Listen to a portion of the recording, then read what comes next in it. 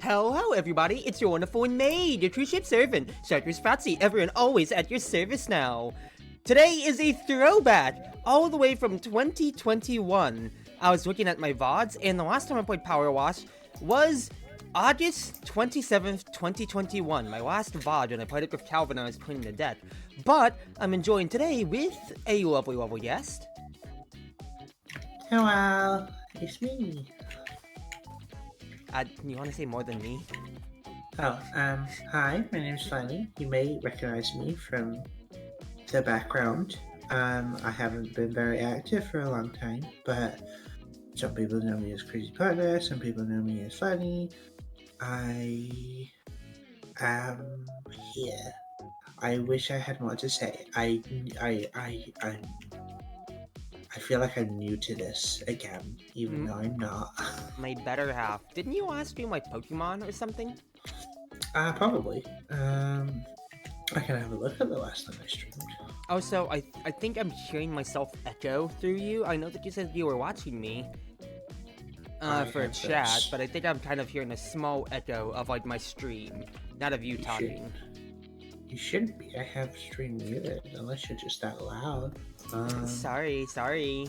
But anyway, we did back 3 years ago when I did Power Wash. I remember completing the main campaign of it and all and everything with actually one particular member, Calvin. Hello, Calvin. Welcome on in tonight.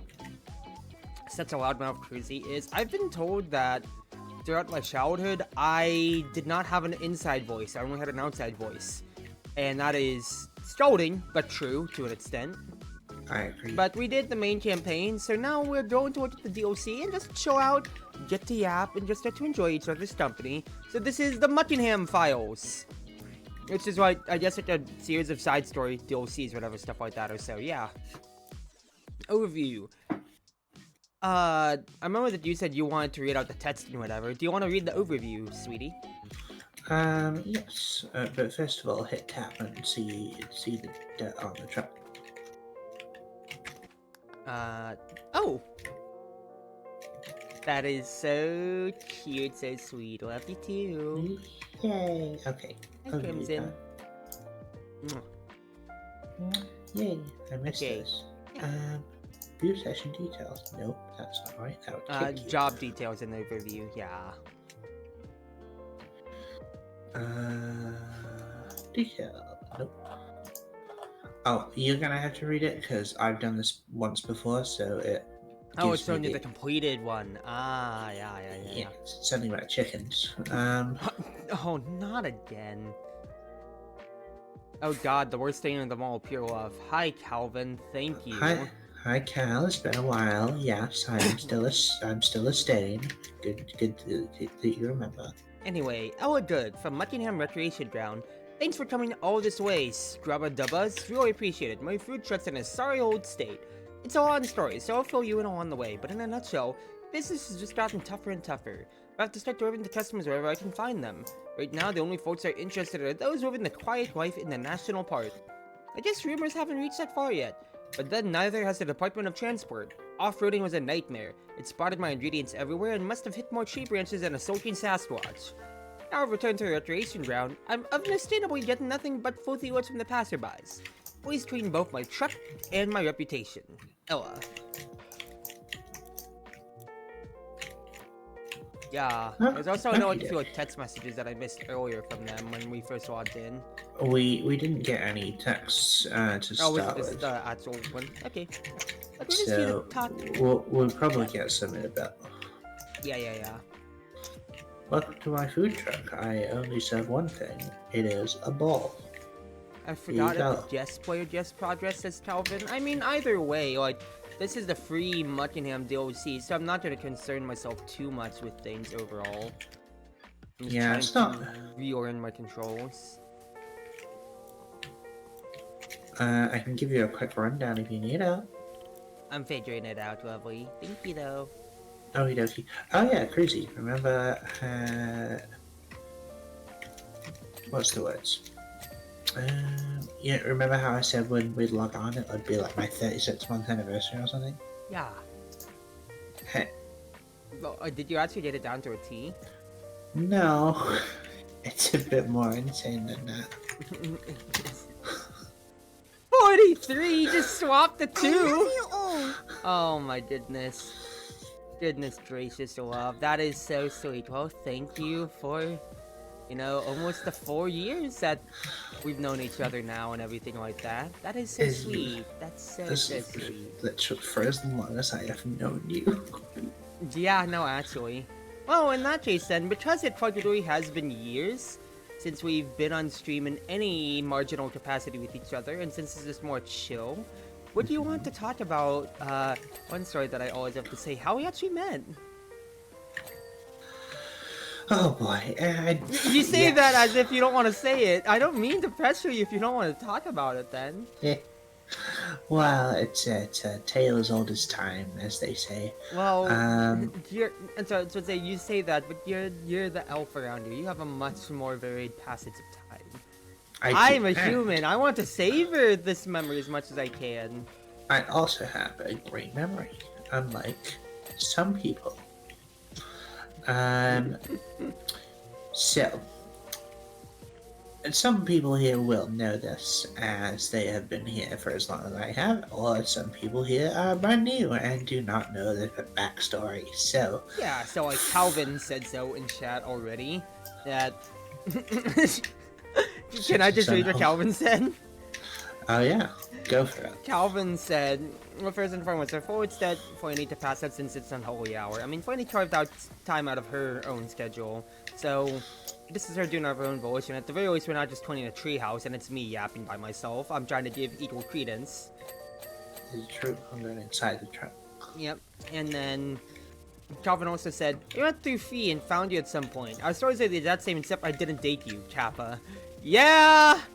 The most... I mean, that is the most hinged way to say it, I suppose, but you didn't need to phrase it that way. It's reductive, but it was. It is reductive, I'm not going to lie. Well, I, for A, stream content, and B, romanticism, will embellish the story with details. Calvin, you said your own TLDR, but for people like Crimson, who actually, we've gotten to interact in the Discord. I say we. You've gotten to interact in the Discord, but you, I don't think, have gotten to tell the story. Oh, you are in for a lovely, lovely little love story here. That's hilarious. Crimson likes my...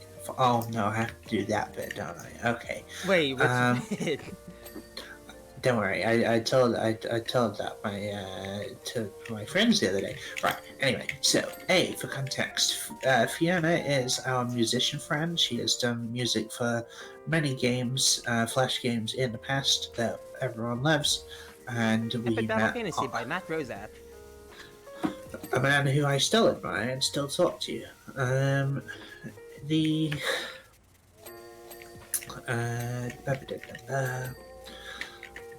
So on Fiona did streams and she came back to stream in about 2020, end of 2020 to going up in 2021 as a VTuber, and I was like, wow, a VTuber? What's that? And Fee, the bad influence that she is, got me into it and made me want to do VTubing. She then, in January of that year, did a collab with a certain green mage known as... Green? Yeah, a yellow-green, remember? It's half of that. Yes, but you said green first. Yeah. I'm yellow more than anything. Mm.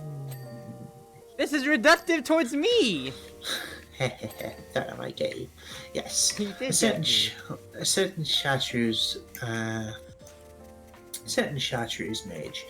Now, when said stream started, I had a huge crush on my friend Fiona, and so when Crazy was playing, I was like, "Who is this bitch? Who is stealing my girl?" You know, they were being cute and they were doing things, and I was like, "What?" And so, but I started to watch, and I was seeing this stream, and I was like, "Oh, this one's fun." And this one's fun. Hey, I'm just recalling my thoughts here. I know. It's just so funny that it's quite literally like, almost like the fantasy tropes. Like, I don't trust this one yet. They'll have to prove themselves in like the next battle for their I could quote Chicken Run at this point, but I won't. Do so. It'll be fun. My first thoughts are, of course, I don't like the look of this one. Their eyes are too close together. Which, in all fairness, Fowler also has some quality lines about Americans, which I follow to this day. I mean, I'll say this. I remember it's like Chicken Run was a movie. Actually, I wouldn't say brain rotted into my childhood. That's because like the sky is falling just became like a meme in my friend group, even though none of us had watched Chicken Run. Not Chicken Run, Chicken Little. Chicken Run and Chicken Little were both together, but we had seen Chicken Run, but not Chicken Little, and then that's where the meme came about in my friend group of like we hadn't seen one. And it just became like a iconic, just quoted meme for no other reason than just it's there. I was gonna say the sky is falling as Chicken Little. Yes, but that's the thing, because summer camps we had to see Chicken Little, but until then we always assumed Chicken Run, and then it just. So, yeah, but when I was watching their very first stream, and this detail will be important later, I was thinking, I can't tell through the voice, is that a dude? Is that a girl? I have no idea. And the more I watched Cruzy, and I started watching Cruzy's solo streams as well, with like Cook Said Delicious, I was like, yeah, okay, I think that's a girl. Because I was brand new to the world of like trans and all that stuff, and it was a very closed world for me until I discovered it all through VTubing. Many more revelations of my own to come after that. But yeah, so eventually I started, I was getting into my art, and I was drawing Cruzy, and I was drawing Vienna. And eventually us. And I started out because as I was watching Cruzy streams, I was getting feelings I never thought. And then came a point where, because I was getting into VTubing, we actually did a collab with Fee, Cruzy, and me. And I remember saying, like, Fee was in voice with me before stream started, and I was like, Fee, how is this happening?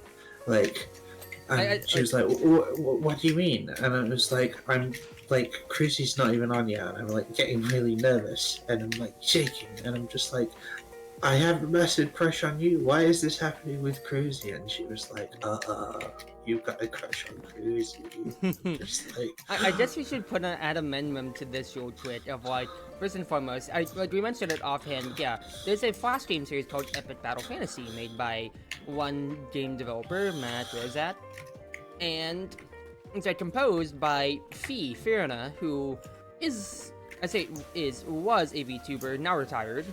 I say now, as if like she just recently did. No, she's been retired for a good little while. She's just getting on with her 2021. So she's just getting on with her 9 to 5. Yeah, because she's just kind of living, doing her own thing, so it's not a problem at all. But what it came to be is that you watched her during her Twitch days, right? Before?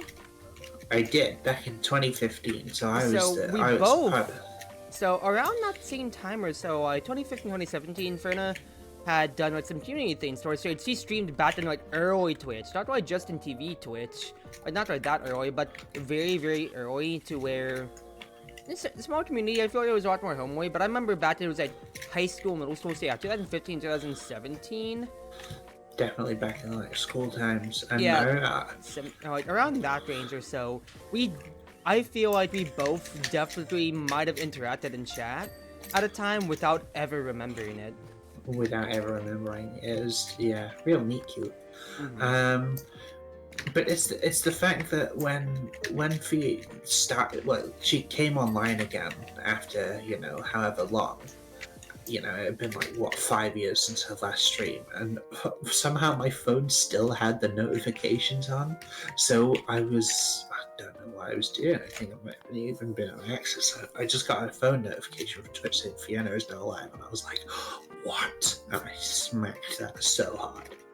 But yeah, like, what she did either like music streams or online lobbies for Smash 4, and that was the real big rubs. In fact, if I go onto a YouTube channel, I'd be able to find like the chats that we compose as a chat and as a community together. And it was like it was the one with like the goat. The goat vocals. Rapco is Rapco, that's what it was. Yeah. I have the lovely honor of having named 2 of her songs. Cruzy, can you just stand there for a minute? I need to use your head as a ladder. Sure. Hey. Yeah, I was about to say, I was wondering if like we had like, you know, a ladder or anything like that around here on this one. Oh wait, we do. We just never picked it up. Oh. Oops. Hey, you know, you didn't have to stand on my head. We could have just done something like this. That cheating. Right, service hatch trim and wing mirrors. Just say it. You just wanted to jump on me just because I'm a shorty. I get it. You don't have to say it. Where's the service hatch? We're accounting how we found each other, Fanny and I. Are you lovely guest? If you want to once again introduce yourself to Kappa. I'll do another intro. Hello. My name is Fanny. I am a dark elf and many things. But most of all, Cruzy's, long-term partner and things. Especially in the VTuber world. So, yes, I am ingrained into Cruzy history. Yes, you are. But you're the perfect height to be a stepstool, Cruzy. What are you talking about? Die. Where is the service hatch? It's the opening, like, tried to open the food truck itself. Because I'm seeing the thing. For, yeah, service door. The trim. So I'm just trying to find, like, where exactly we've missed the trim here. It's not the front of the thing. Oh wait. I. You got it? Maybe. Yeah. You're gonna die now? I'm not gonna be the one that kills you. My wife will be the one that kills you. Yeah, well, I have twin daggers and also holy magic. But anyway, getting back to it, yeah, so the thing is that EPF has a special place in my heart because it's a Flash game series. It started on Newgrounds, went on to like other places like Armor Games, Tonderdate, whatever. I put in Tonderdate. 3 was out in middle school. 4 came out in high school. 5 was out in college. And all of this is on Steam, by the way, as part of the Epic Battle Fantasy collection. Showing out for them, exactly so. But the big thing about it, let's load up the next job too afterwards, sweetie. When I first played Epic Battle Fantasy 3, like as it was coming out, I did it because it was like a badge of the day on Congregate. But I accidentally played super hard mode and nerfed myself because I didn't know that you could learn elemental skills. So I did the entirety of up to like the first boss with just the Earth skill and Lucky Star that you start with, and the double shot. I didn't know about equipment until I got into the second zone, and I was like, why can't I hurt these blue guys? It's because I'd equipped a water gun on Lance, and it's like, oh god. Goodness. And then I was like, oh, I should start the game again with like actual knowledge.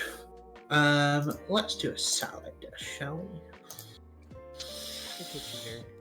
But going on from everything like that or so, and everything especially was I never got to actually finish 5 on my own because I got busy with college. So I thought, well, since I started streaming in junior year more through college, why don't I play it on stream?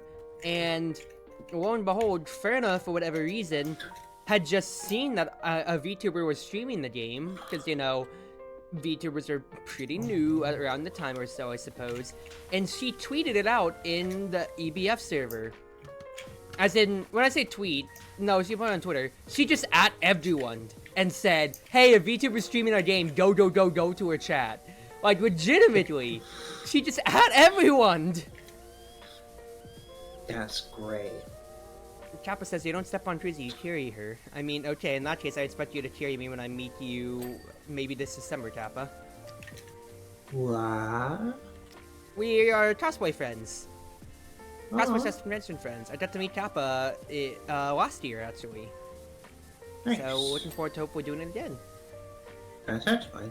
The baby character. I am not a baby, Calvin. But getting on to that, yeah. So I started playing EBF, and I got a huge influx of viewers that I never would have encountered otherwise. The main recurring ones would be Calvin. Love your support. As much as I dog on you for your absolute insane messages, you have always been a constant in my life, and you know that I love you so much for being here practically without fail for every single one of my streams. And then, of course, the obstetrics example is Flanny. Yes, Come on. Queen, says Kappa. Let's go. We gotta get a video of this. I will still always call Cal my loyal squire. Like, he's an idiot, but he's great, and he's always there. But I'm gonna try to recount part of this from your DMs with me about then. It's like, yeah, so when I started watching it, yeah, going from how you started the story, you're like, ooh, who's this lovely lady or so? And I remember that you said that, if I remember correctly, correct me on any of this if I get any of it wrong, but you were just like enraptured in watching me, that you were just watching my stream, or, you know, lovingly trying to, you know, give hints without bat-seeding throughout my playthrough, since EBF 5 was fresh on your mind. I would watch you be stuck on puzzles and be like, hey, why don't you try this? It was that or me figuring out the arcade puzzle fights. I only found like 3 ever. And I was like, okay, time to revive Cheese. Oh god, yeah. And I was just like, hey, look at this gimmick. Like, I will stand by the fact with EBF having my favorite positive status effect of all time of auto-res, because that is both balanced, very balanced, and also it bailed me out on my 4 and 5 playthroughs. 4 more than anything, because 5 was a lot more in tune with like, okay, no enemies have a lot more ways to deal with it, but 4 was the peak. 4 was peak, but 5 was so in depth. Like, I was gonna say, yeah, no, I enjoy the depth out of 5. I wouldn't say cheese, more or less just because like auto-res is a mechanic, but I would use my limit breaks more defensively, for instance, like that or so, for that exact reason. I also, on 5, I really enjoy the catching mechanics. Like, I love the fact that, like, the attack and defense and stuff affect it, and different conditions. Like, Pokemon, it's like, okay, I could get a boss down to, like, no health, and then start debuffing the shit out of it to capture it. It was so good.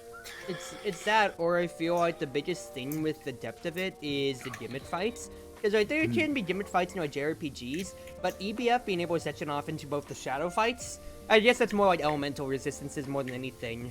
And then the arcade fights, considering how scattered the arcade fights are and how each of them demands a different, like, you to understand a different mechanic of the game, like, well and truly enough.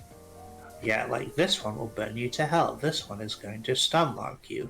This thing has 1 HP, but has so much evade that you cannot touch it. I think like, I think those were the 3 that I think it was like a chat to say. I was like, it was basically infinite burning. There was the one to where it was, yeah, it was like the jumbled code mess that would insta kill, but you couldn't hit it. And there's one more arcade, but that's 3 years ago. Fact is, when he started watching me then, and Ferna, when she was, she had only just been doing casual streaming at that point then. She wasn't doing as much open lobbies, but she liked playing Hunt. So she invited me to play Hunt with her sometime, and we did so, and then that's when you really started thinking about, exactly like you said earlier, who's stealing my Ferna. Yeah, like, I got jealous of Fiona, and then I was doing more cruisy. And then, almost out of a sitcom, who's stealing my Ferna? Hey, you want to collab with us, Fiona? Be on stream? I then went, because Fiona, did Fee buy me Hunt, or did I buy Hunt? No, Fee bought me Hunt. Fee bought me Hunt, too. Yeah, she was like, hey, I want more people to play this game. I'll buy it for you, because, you know, Fee is rolling in the funding. Well, we did kind of give her a lot of good funding, too. Indirectly through Matt first. Considering that much like when I first started watching you, I was insisted on being, like, top chatter, top gifter, and whatnot. Yeah, and I made you a mod after some time because of how often you'd come around. Yeah. So much, and I realized that since I actually had an audience of 4 to 5 people, which is where my numbers have actually steadily held for like my past year, which I'm pretty happy about, to be able to claim that I have 4 to 5 stable viewers or so is real sweet. It is. I mean, we're on 5 now. You know, that's nothing to shout out. I was just talking analytics. I have my live viewer number off at all times for no anxiety. You will always remain a viewer scrub cow. No one is giving you power. There is no chance on hell you are ever getting power. I mean, Like, Calvin, as much as I love you, I cannot in good faith give you modship just over your unhinged comments about cooking. Especially when I'm getting into cooking after all the Conserve Delicious streams I've done. I cannot let you... He's too dangerous to be kept alive. yeah. But also, at the same time, too, like, I made Flanny and Austin mods a while back, too. Flanny, 2 years back, Austin, a year back or so. And it's not that I have anybody more... It's not that I'm gonna ever deal with the bot crisis or hate. Hopefully. Bots, I mean, they'll come and go. Hate. I mean, if they send hate their way, I'll just laugh and say, you think I'm trans? No, I'm just a guy. Smile. yeah, but like, Fee made me a mod. No, Cruzy made me a mod. Cruzy made me a mod. Like, Fee made me a mod. I'm just trustworthy. But we're deviating from my point here. Okay. So I interrupted just to give background information, but back to the hunt stream. The hunt stream. Well, it was after that, so the hunt stream was the start of it, and yeah, so I was messaging Fee, and she basically was like, yeah, you've got a big old crush on Cruzy, and I was like, no. And note, I was fashionably late because I was coming home from work, as I always am during the stream. And I was getting nervous around Cruzy instead of Fee, and I was just like, what is this dichotomy? Like, I used to be this nervous about you, Fee, and now you're just a friend, and and things started changing, so I was doing more drawings, and it was a few streams later, me, Cruzy, and Fee had done an Apex stream together. Yep. And I thought, well, this ended really well, we came second, and it was just overall a really good and a really fun night. Everyone's in a good mood, because, there was a few EBF streams or a few Terraria streams, etc., where you ended in a real bad mood, and I was like, yeah, I can't ask now, I have to wait. So I waited till that Apex stream when I was in a really good mood. And so we and then I thought, you know what, I'm gonna ask Cruzy out, because throughout all of those streams, I looked into like parasocial crushes and all that shit, and maybe that's what applied with Fee, but red flags. not with Cruzy. Like, whatever it was more than that. And so I went and asked. Cruzy was stunned. Because I had never been in a relationship beforehand. No. You're still my one and only first. Yeah. So I had no idea to take it, and also because I was, savvy enough, I had to say, first and foremost, I don't, before we even went on with anything, I just laid out the groundwork with saying, look, this is both my first if I do commit to this, and it is both, I don't know where you live, I don't want to know where you live at this time, and, we have a streamer word banned by Twitch that's 4 letters and rhymes with chimp that you can't say here. Yeah. Relationship at the time, so I was covering my bases because I really didn't know how to take it.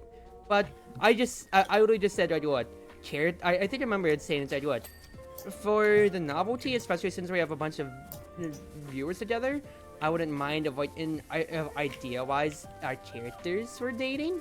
But let's take this slowly and see how we come to be as actual people.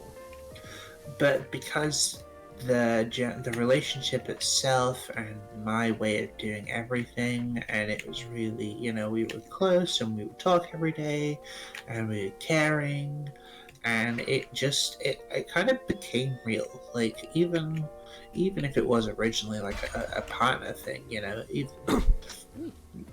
would wake you up for work and all sorts, and I don't know, it just became real, and it felt really nice and natural. And it's the working husband, working wife relationship. Babe, get up, you've got work. I'm going back to sleep because I don't start until later. I mean, unironically, it's funny saying this. It's like, okay, can I deviate from the story for 2 seconds here? No, of course. So, I have this lovely, lovely senior of mine at work. I say senior, they're old. No, they're mid-30s if I remember correctly or so. But yeah, the senior to my position or so. Main thing about it is that they are a wonderful, wonderful woman who also has a wonderful, wonderful wife. And the big thing that I've been told is that, sorry, that's filled me with so much pride, is that I've been told especially that if they could, they would lovingly love to adopt me as their kid. So much so, and it's the cutest thing ever. That sounds so. So I don't have like like the term like working husband, working wife, but I guess I have a working mom at work then. It's good to have a work mom. It's so sweet, but this is a side story. It's like her talking about that was turned on off of after I got injured at work, but that's something aside. Main thing is going back to funny story. Yeah, we just took it slow, took it easy. We wouldn't push ourselves besides just messaging more in DMs and everything like that.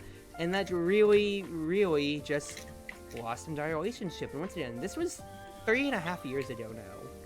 Yeah, this was back in March. So March. I was April, about to tease you. Oh, sweetie, I'm gonna tease you about this. Do you remember our anniversary day? Of course, I never forgot. Say so, live on stream. Expose the fake fan. 11th of March. There you go. That was no hesitation. True love. Yeah. Now, here's the part that Cruzy loves and is gonna be funny. Okay, so, yeah. Now I know I know what's coming up. During mine and Cruzy's, how would you say it? A mooring, building a relationship. We started discussing stuff like IRL, and Cruzy was like, "Oh wow, I'm really into cosplay." I will stress this always. I was a cosplayer before a VTuber, so if anybody comes out and says, "Oh, you're drifting," or it's like, "Oh, it's just another guy," like that one hate comment I ever got. No, I was a cosplayer first. And I'm not trying to pretend to be a girl, so, fake fans and Taurus. Because I had managed to convince myself wholly that Cruzy was a girl, when Cruzy started showing me cosplay pics of people from, guys from Fire Emblem, and Doctor Strange was the big one, from the MCU. After the Infinity War days, that was cool. And so I saw all these cosplay pics and all these cool poses, and I thought, oh. And I said, wow, Cruzy, you cosplay guys really well. I sort of spent the time examining the pictures, thinking, like, where is boob? and Did you think I was just like that tomboy build? Yeah. And then I was like, wait, you cosplay guys really well. Like, and then Cruzy's response was, well, yeah, I am a guy. And honestly, like, the amount of pennies in my brain that just dropped, like, my jaw was floored from my side of the world, and I was just like, oh, well. I remember it because I still do it all the time. Just like when I am speechless, I just type in like in chat or in DMs like just the 3 ellipses of just you do know I'm a guy, right? And I was stunned. But my big realization from that is obviously at the time, here's me thinking I'm a gay ass lesbian and just like, yeah, let's do some girl on girl stuff. And then Cruz is like, yeah, I'm a boy. And I'm just like, well, guess I'm bi now. Because and the way I said it to Cruzy as well, I was just like, okay, well, I've looked at the evidence and it does not change a fucking thing about the way I feel about you. So I guess this is it.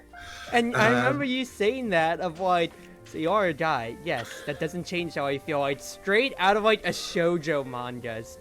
Like, absolutely standing on business with your confession. And that is both an absolute Chad move, and still, like you said, I will always laugh about this in hindsight.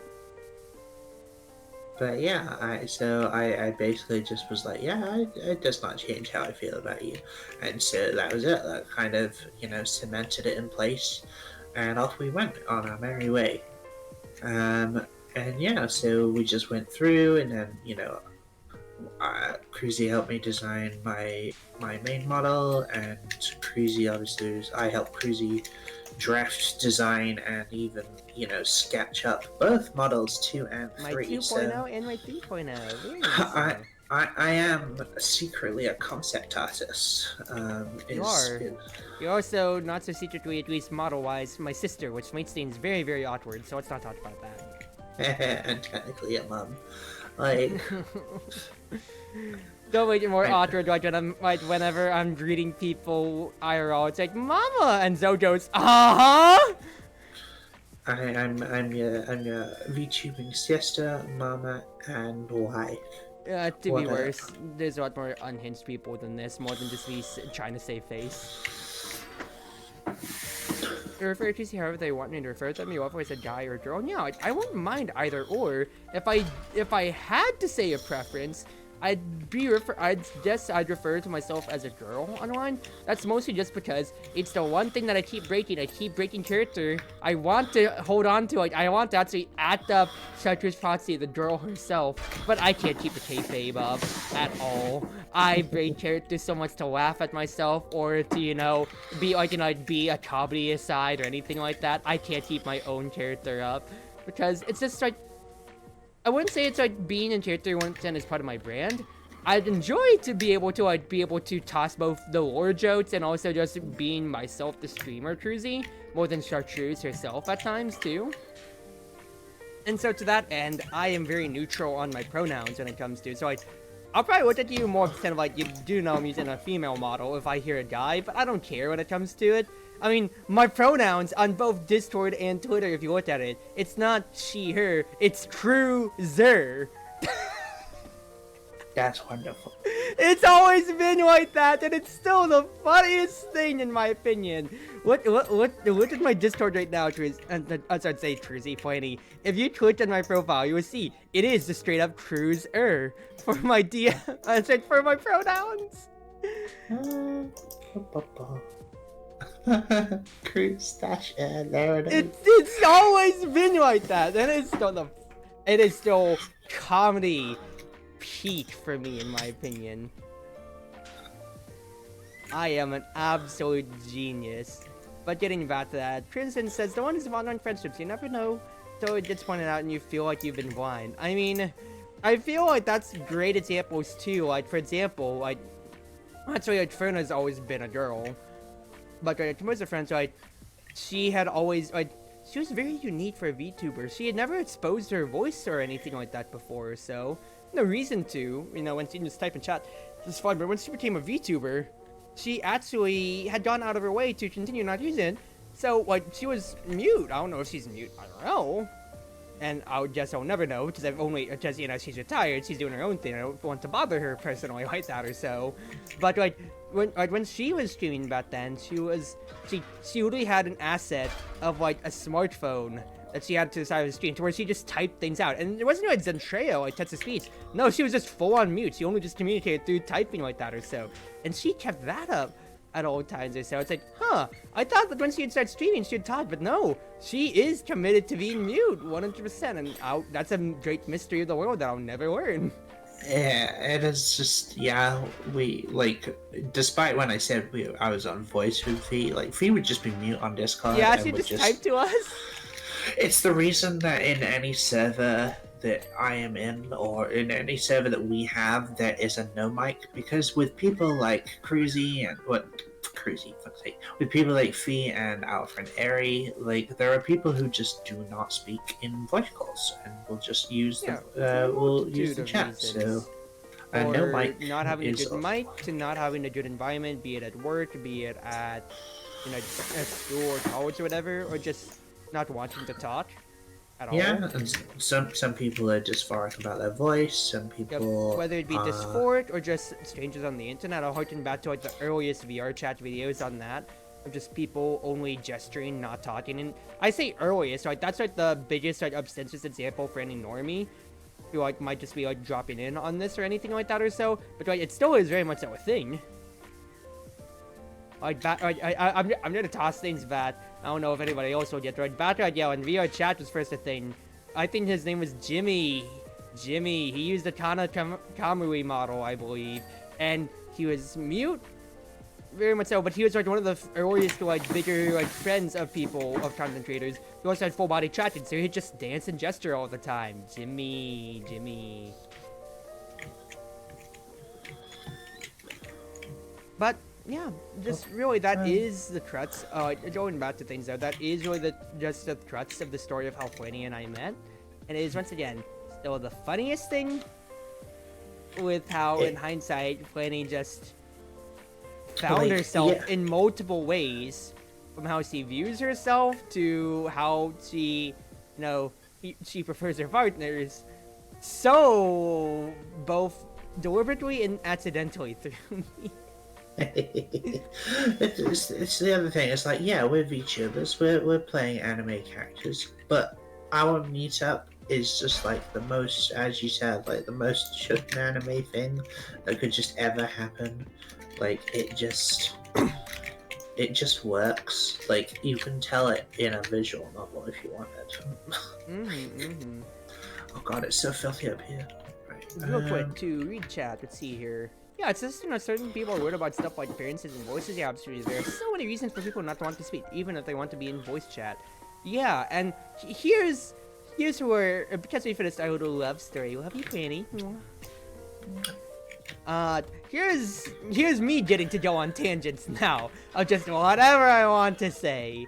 I feel, okay, call me out on this if you think this is a hot take or not, Fanny. I feel like the viewing class of like, when it comes to just like both like YouTube viewers or like social media to anything like that or so, it's not brain rot, though it is to an extent, but I'd say the content drain of having to be entertained at all times, which is where I find issue of like the tit-tat voice of having to narrate the most obvious things on one end, to like to having expectations out of people.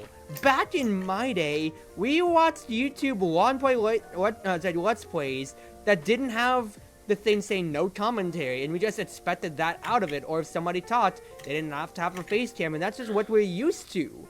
Now it seems like it's the, unusual not to have, at least, I'm not even talking about the VTubers, but I'm just talking about in general, to have a face cam, to have a model, to have something tracking or so. The only exception I really feel I feel to see with this is like shooter players or so, to an extent. But any don't have face cam and don't have face cam, don't have trackers or anything like that. Not just talking about VTubers, just in general. And I think that's just more ingrained with just like that for like showing the whole HUD. But so many people are absolutely, like I say, so many people, so many villagers, viewers. I'm getting cut on my own tangent here. That's how incensed I am about this topic, about how people are like, why can't you show your face? Or like, why can't you show a face camera? It's like, wow, you have no redeeming things about the stream, I'm leaving or so. And I'm saying this in a vacuum, but it's like, people, that streaming is not made for the same, it's like streaming, for some people, is not the same reason they got into streaming as it is for people viewing their streams. You can click on and off your 15-second attention span when it comes to like seeing if this is the next person that you want to support or not. But for some streamers, they just want to be able to play a game in peace and maybe get to luckily chat with one or two people. For others, it is very much so they want to involve the community in as many aspects as they possibly can. And the issue that I have with it is that when you're trying to especially get new people into your community, or just if the algorithm ever blesses you with people coming on by and seeing what's going on here, the amount of expectations that the modern day viewer has with, let's say, like, just like for VTubers in a vacuum, oh, is there anything risque to look at? Is there, instead of Subway Surfers content, is there anything risque boobay for VTuber Gooner, I'm just gonna say it quite frankly here, to look at? Or on Twitch, I'm not gonna be shy about it. So we have a hot tubs category that is very obvious for what it appeals to for whatever reasons. Do you have like, or just like even then, like, are you a girl streaming on Twitch or so? Is it actually a girl voice? Do you find it attractive? Is there anything else like that or so? Like, once again, maybe it's just as I am as you've lovingly described to me, why am I so normal? You're never gonna let me live that one. I never am, because it's such a funny story, and we'll tangent onto that in a little bit here. But people are so privileged to be able to have not just no commentary as the only way to consume content as it was back then, in my millennial age of 2000s or so, but you have so many more ways to consume content. It doesn't take an IQ high enough to just search up, look up no content, look up female streamer or whatever, and the algorithm will bless somebody that day or so, you know? It's not that hard to look for something like that, people. Why can't I climb up this ladder on the side? So this is an interesting thing, is what you were saying about like the 15-second attention span and the lack of, attention and whatnot, is it's actually a really big thing in the media at the minute. Because, and this is especially prevalent in the UK, so if you didn't if you hadn't guessed already, I'm British innate wanker, right? So, yeah. I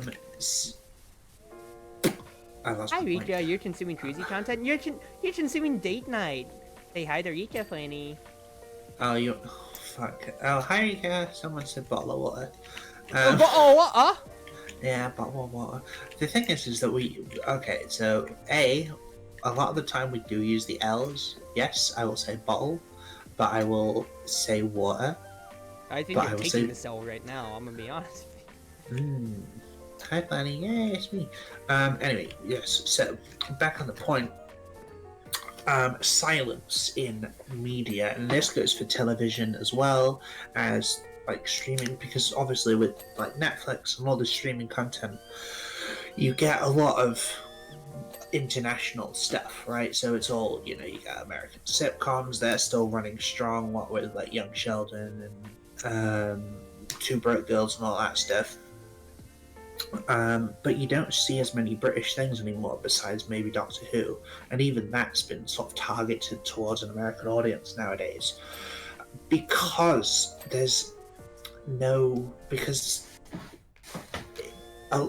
basically there has to be something happening on screen at all times for it to be entertaining, quote unquote, in today's world.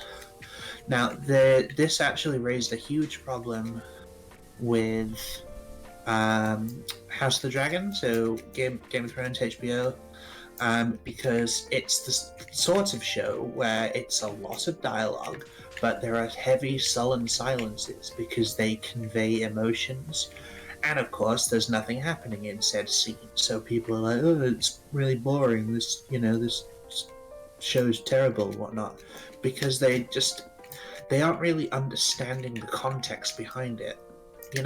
I'll use another great example. The Witcher series, the wonderful lead of our Witcher series, who's been very much so disrespected.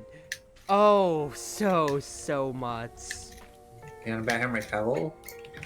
Yeah, he actually does know the series very much so, and the big thing that he had fought back on, before things went off, just because the writers, of course, didn't respect the source vision or so, is that Geralt is a very introspective person, and I'm saying this as somebody who's played the Witcher games and also, read more than enough of my fair share of books. I played the Age Before the Bullets, I am a fake fan, but then again, Witcher 3 was free on Xbox Gold back in like 2015 or so that's how I got into it to begin with. But he takes a lot of time for sighing, for just grunting, or just kind of like looking and nodding his head, almost as if like he chose the ellipses ... action in a Telltale game. But that is literally a lot of Geralt, he internalizes a lot of his own thoughts, and that did not perform well, unfortunately, for reviewers. But when it came to fans watching the show, it's like, nope, this man understands it, he gets our boy. And it's like, it is brain rotted enough of like, people demanding that you have to pay attention to it. But as a business fan, as a business graduate, I've got a real fun story on that end, actually, which exposes, I guess, a good amount more of this sad way of thinking, especially. You, Flanny, you don't, since you're British, I don't know how much it is, and I'm not jiving at you, I'm like legitimately asking, the Super Bowl prices, did you hear about it this year? No, we get zero Super Bowl content because that's exactly why I'm asking, like, out of the loving place. it's not real. Yep. It's not a thing here. Real quick, Like, catching up on chat. Hi, Flanny2. Yeah, it's pretty much. We want to see the skeletons. I'm consuming Cruzy Flight Night and Cruzy Flanny date night content while on break doing your own date night. I saw you playing SAO with Serena as I was booting up the game. So yeah, cuties. Sounds is just important for thematic reasons as sound. Yeah, but once again, people want to squeeze things in. But to TOD art, let me look this up just to make sure that I'm not talking out of it here. Let's see here. Excuse me. So the big thing, you know what American football is, right? Cruzy, Dotstein, I'm doing it. Flanny, at the very least, right? yes, called rugby. Can you repeat that? Sorry. Yes, we call it rugby over here. Okay. I just kind of like tuned out, so I was typing something in, and I just heard rugby. It's like, huh? But getting on to that, the big thing about the Super Bowl is just, you know, the penalty. It's like, you know, the World Series. It's the finals. It's the culmination of the entire season or whatever. Big thing about it is that both for the sport itself and also for the normies, the Super Bowl halftime show is like the biggest acclaim you can really get as an artist in one way on the American standards, but also the halftime ads and everything. And yes, I remember. Just to put into perspective, I will just ask you this on this end or so. You're probably making hundreds of thousands, if not millions of dollars, just on the NFL, the National Football League, just for like organizing all of this, for getting like all these famous performances and whatever. Guess how long this year? I'd say brought a lot of controversy, but you know people have to summit it one way or another. For 30 seconds of for a 30-second ad during the Super Bowl at all, just in general. Guess how much money it was for a company? Am I allowed to guess silly numbers? Yes. Like 400,000. Higher. What? 1.5 mil? $7 million for a 30-second ad. What the fuck? I should have guessed, because even in the one thing in Britain that is like stupidly inflated is football or soccer. You know, like a player can be worth $1 million, 10 million quid. You know, which is just this silly money. This isn't soccer. It's baseball. But Shohei Ohtani, now from the LA Angels to LA Dodgers now, of critical fame, aka also known as the baseball Joker now, did sign the biggest deal of all time of I think 20 mil. Yeah, but I'll be honest, in British football gets even sillier than that sometimes. It can be insane. But we don't have the adverts, you know. A football game is a football game. You get 15 minutes at halftime, and that's enough time to grab a beer and take a piss, you know? Yeah, it's otherwise it's just straight 90 minutes, and then whatever extra time that you might get. Yeah, it's usually 90 minutes, 5 minutes extra time, maybe an extra 3 for injuries, done. Like, so overall, football game, not too bad. That's why the World Cup's so interesting, because it's short and to the point. Hi, Allie. Hope you're doing well. Whereas, sorry. now, the Super Bowl, all we hear about is the adverts, right? And sometimes people in Britain get annoyed because it's like, wow, why would, for example, back in 2018, 2019, the Doctor Who actually had one of its announcements was during the Super Bowl, and it's like, why would you advertise Doctor Who, a British, you know, a thing that we created in Britain, on an American TV thingy, because it started getting targeted. Because it started getting targeted towards American audiences, and everyone hates it. So yeah. If you've not guessed already, we kind of hate that you guys have taken over everything. I'm laughing, but I am an outsider to anything Doctor Who, so it's more just kind of like the trepidation laugh, more than actually like, haha, your fandom's dying and dying to American exposure. You're not immune to American propaganda. No, that's not it. I'm just kind of like, It's not even Doctor Who. That's the thing. It's Britain. Britain just hates America. I mean, I don't think that's ever changed in general history. No, I have so many not complaints. Like, I know the way it goes, like the British culture, the way it, we discuss things and blame things on Americans and all this. Like, I talk about it from an objective, standpoint, but I have to come across and make sure that I'm not just shitting on Americans for the sake of it, I'm not. But there is objective truth, no matter how we may spin it, whether it be inherent bias over they're ruining my favorite show, SADS, to this actually sucks. This actually sucks on a global scale. Oh, hi, Allie. Yeah. You were in both countries? Well, you might have some experience on this, but main thing that I was just talking about the Super Bowl because Wayne doesn't have it. But going back to the very crux of the point, yeah, 30-second ads. That's one egregious example. But the fact is, that's the most that a lot of people are going to have. Or even nowadays, they say in marketing classes, and I hold this truth that 15 seconds is the most you're to be able to hold anybody to, which is why when YouTube ads started rolling out, it started at the 15 and 30-second increments. And I feel like, especially so, it's just gotten worse nowadays, just thanks to the prevalence of, the skip button. You don't have 15 seconds to grab your audience now. You have 5 seconds to grab your audience from, the 2012. I don't know when ads started, to, 2018 or so. Now, of course, I say now, there's always been ad blockers or so, but there's other ways that YouTube, of course, rolled out its own premium for anything like that or so. I've been on student premium too, so I don't have to deal with that, but for people who don't, that's the reality of life. And then, that just unfortunately becomes ingrained in your culture of, you have to put as much as you can in the first 15 seconds or anything like that, or even the first 5. Remember when ads tried to get meta on you back then, and the 2018, 2028, so it's like, whoa, don't click that skip button. No, you made me click that skip button now, because you wasted your 5 seconds, you wasted 3 out of your 5 seconds saying don't click that skip button.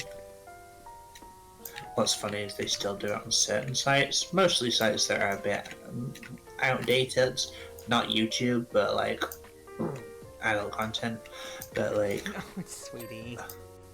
But I used to work in that business. I knew what was going on. I know. That's it. That's just straight up. I have to clarify. I was not starring in anything or directing anything. I just worked. As much as I did just say sweetie in response to your question, just out of morbid curiosity, would you ever think of yourself as starring or starting a fan's account? Maybe if I look harder. Maybe if I know. It's one of those things where it's anyone can do anything. There's a audience for everyone, and it's okay. I mean, if I didn't find whatever, I can't remember their account or whatever for me. It was 3 years ago. But if I find that one person who is lusting over my feet pictures when I was posting cosplay progress, if they paid me, I mean, I'm not gonna say no. If they paid me well enough, I'm not cheap. That's the thing. It's okay, can I make easy money from this? If so, sure. But is it worth the chance of starting something and then after one post getting shat on and being told, wow, you are just it's like looking at I can't even think of an insult. A duck made of rubber. A duck made of rubber, so a normal rubber duck! You'd think. You are made of stupid. Hey, that's me. That's a mean quote, though. Alright, this railing, oh my god, these railing poles are filthy. Let's keep going. Now, what do we have left? Let's see here real quick, though. You can't skip 30-second ads or below anymore. Yup. YouTube Premium is a thing that I am paying for. That's one of the only subscriptions I actually have, because I went off Spotify Premium once they figured out, hey, you're not a student anymore. No more student discounts. I'm like, YouTube, do you want to be nice? And they're like, oh, you're a student. Yeah, I just moved my subscription. So no ads for me, but honestly, that is the smallest device that I will pay for. But otherwise, that's on my personal account. I actually don't have premium on my Chartreuse Proxy account. So whenever I am logged in on the wrong one and I see the 30-second ad or so, I'm like, oh yeah, that's actually really, really unfortunate with how long they are. I have Twitch ad free on your stream. Oh yeah, Twitch Prime is another thing that it's not Twitch Prime. Twitch Prime is one thing for Amazon. Twitch Turbo, they marked it out. When you get 5 ads, and yes, I get, it's supposed to be an ad break. I'm reaching 1 hour on stream here, so after this job, I'll probably run ads once again, actually. That way nobody gets ad buffer. But like, holy crap, when you get 5 to 8 ads from a big streamer in a row, yes, they click the go ads button. That way they don't get pre-rolls, but holy crap, that sucks! That's so much! The running ads thing is certainly something I've seen in recent days. Like, and I say this because I haven't properly streamed in about 2 years. Like, the option to run ads was always there. The option to, when tab and spaced out was always there. But because you can't see them on your side as a streamer, you don't really know or notice them. So it's always an interesting. It's like, the thing that I find stupid all the time is like, oh, just get an ad blocker. Sometimes I don't want to have to install hyper-specific application number 15 now, people. Yeah. And yes, it is convenience, but it's like, sometimes I will pay for convenience. And like I said, that's the only subscription that I have. I don't have like Amazon. I guess I have Amazon Prime to an extent, but yeah, Amazon and like YouTube's like the only subscription I have. I should be spending my money way worse, people. I'ma just be real. Me spending $5.99 on student premium that YouTube Store doesn't realize yet. Please don't beat me off, smile. Is the smallest vice I feel. Yeah, I don't want to install hyper-specific application number 15, once again, like I said, to have to deal with hyper-specific problem number 18 at all times. It just feels like a drowning effort. So it's kind of like piracy, or like, yeah, the ad blockers. It is always a war that neither side's going to win. And so the fact that I have to keep updating it or the regular app every single time, I would just pay the $5 out of my paycheck a month for it, and I'm not gonna care. That's something that I'm using on a daily basis, so I'm going to. That's just me though. Right, we've got a ladder left. Oh, yeah. Everybody's saying in chat that they just got their ads, so I think the pre-roll's kind of ticked. Oof. Crimson says, we also have an ad blocker at home, but I've been trying to transfer more over to Opera since the hot source data. You don't have an ad blocker there, but she's watching you out of YouTube since you have one. Yeah, and it's actually so. Even then, sometimes that hyper-specific application is hard countered by it for whatever reason. It's just why? Why? Oh shit! I found It's it. stupid Okay. and annoying, but that's just the life that we live in now, and it sucks. Those ads are so bad. Most of your ads are now a minute. You can't skip 30 seconds below ads anymore. Yep, that's the other thing I noted. Capra says, aw, Truzy calling funny sweetie. Well, that's that's always been part of our greetings with each other. Sweetie. Baby. Baby. Sweetie. That's how we've greeted each other, like waking up and going to sleep at all times, I feel like. And that's just always been our pattern. It has, and it pretty much is also it's the equivalent of the 1-2 test. 1, 2, Like- 3. Well, more the 1-2-2-1. Yeah, 1, 2, 2, 1. People doing 1, 2, 3, 3, 2, 1 for syncing their microphones and mic checks and everything like that. But then for Rennie and I, it's actually so. It's just 1, 2, sweetie, baby. It's exactly how it works. Like there is no on stream, off stream. It's the exact same, and I like that. Oh, it's this panel that's looking okay. And I think I found the trim. Okay, I got the panel. It's trim near me. I see it. There you go. Yeah. Nice. Now, everyone. Some people like to call me darling. I call everyone darling. That's just being British. I think the one that I kind of like use a lot more than I realize is like honey, but not like honey. Actually, it's more like how you doing, hun. I use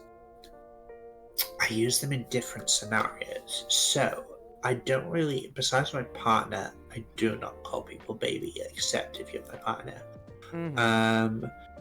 honey, I will say, honey and sweetie I use in the same kind of context with everyone, and it's more kind of like a, mum vibes. Like, I will, like Eric, just be like, how you doing, honey? Or, And so it's certain ones. I say honey, but it's more I just say hun. I think it's more of a southern thing more than anything. oh, yeah. I've seen it, and we use it. It's hun or love. How you doing, love? Yeah, those are the sort of things we use in Britain as well. So it's sort of, they're ingrained. Darling. Let's load up the next map as we do this, by the way. Oh yeah. I didn't know if you wanted to do like ad breaks and shit. Yeah, no, because I can't click the ad button because it had been an hour, so it already pre-rolled everything, unfortunately. Oof. But with Darling, so with Darling, it's very specific in the sense that I can use it with literally anyone. So I could be, I remember a time, I think it was over 2 years ago now, I was serving a customer a till. If I'm serving a customer food and I could, sorry, what do you guys call it? Just a register. A register. British isms. Can I tease on one real quick thing? This is not a tease on you, actually. This is a tease on Ein. Go for it. Ein, like, you've heard him, like, act when he's trying to be Ein Falspot, the character, more than just Ein, the person, right? Yeah. How he, like, gets down into a more gruffer, serious voice. Yeah. The thing that I think I found funny, lovingly to tease him on especially, is that he gets so flustered if he flubs a word. So he writes characters so badly, and I'm just noting this after our Valhalla streams together. And it's the funniest and cutest thing. It really is. Like, I've seen it too. Yeah, it's like, I mean, that's a flub for An. He says it in the most embarrassing cute voice. It says, shut up. It's so cute from him. I just love the whole thing. But getting back to things, the till. Yeah, so I could just be like, oh, enjoy your day, darling, or something like that, or even just on the street, or just be like, excuse me, darling, whatever. It does not matter because it's just, I guess it's the way women work in Britain, kind of. Mm-hmm. So there's absolutely no connection behind it. Now, if I call you dear, that's because you've done something dear, stupid. That's another one that I use all the time for pet names. Now, I use it sarcastically. So if you've done something stupid or you've asked me a silly question, like, does the rubbish go in the rubbish bin? And I'll go, yes, dear. Or, I feel like I'm seeing like the extension for me. It's like, oh, honey, bless your heart. That is a southern thing more than anything. That is the most south you could ever be. Besides, well. Y'all. How y'all doing today? I was gonna say besides racist.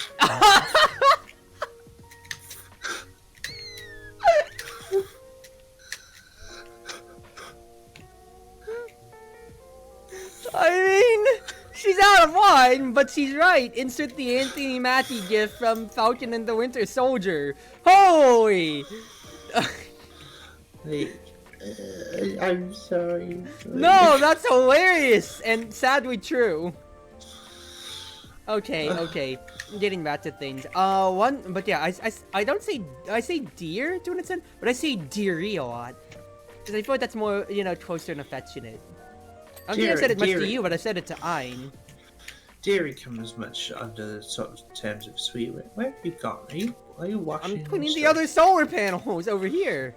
Oh, I see you now. Yeah. I say over here as if I can point and like my voice is coming from in-game, but we're in Discord together. Yeah, there's no ping. I did manage to see you though. Yeah, but getting back to things, so one thing that I just kind of like ingrained from a meme is like, like when they say like pronouns, dude, bro, brother. That was a meme within my high school or so. But I just kind of always kept using it then on. It's like, how you doing, brother? How you doing, sister?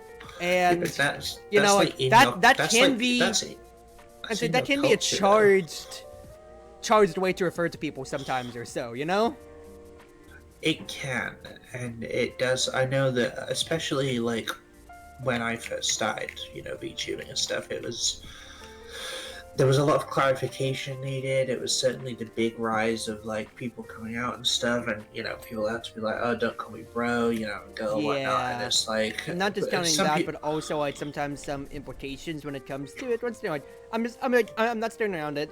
It's not like not with any bad intentions, but like depending on what community it comes from, or like from like the community that I've kept around here. I am Filipino. I've made no secret about that, so I'm brown skinned or so. But I wouldn't say I have gotten some double takes from some of my black friends of being like, huh? Oh, no bad intentions. Well, the thing with you being Filipino as well is calling people brother is just part of your stuff. Like that's literally how you refer. It's how do you refer to your dog, for God's sake? Like it's. But he's my little brother.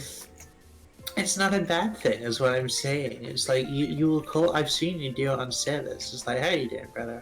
How you doing, sister? And it's like because that is just how you would refer to someone. Yeah. Like. I just said that more than just I just emotionally charged of lovely honey sweetie or so. Brother sister is a different form of familial love or so, or also it's just sometimes community love, especially that can be a lot more positively negatively charged with how some people might react to it at times. So it's something that I know I use all the time, but it doesn't ring true for everybody with being comfortable. Like, once again, I'm not your brother, pal. I'm not your dude, bro. I mean, in England, I guess people just, they some of them are neutral. It's so especially where I'm I've spent a lot of time in Yorkshire, sort of up in the north of England. Yorkshire. Throughout my university days in Yorkshire. British isms. Now, if you are a guy, you will tend to be called stuff like mate and pal and buddy. Yeah, Whereas there you go. If you are a girl, you will be called love. Is basically the two. That's another one. How you doing, mate? And then all the time it's either are you Australian or are you a freak on the internet? Because we have some people like that. But then but then there's some neutral ones. So you can go to someone in Yorkshire and they'll just be like, "Hey, love, how you doing, cocker?" And because that's just how they talk.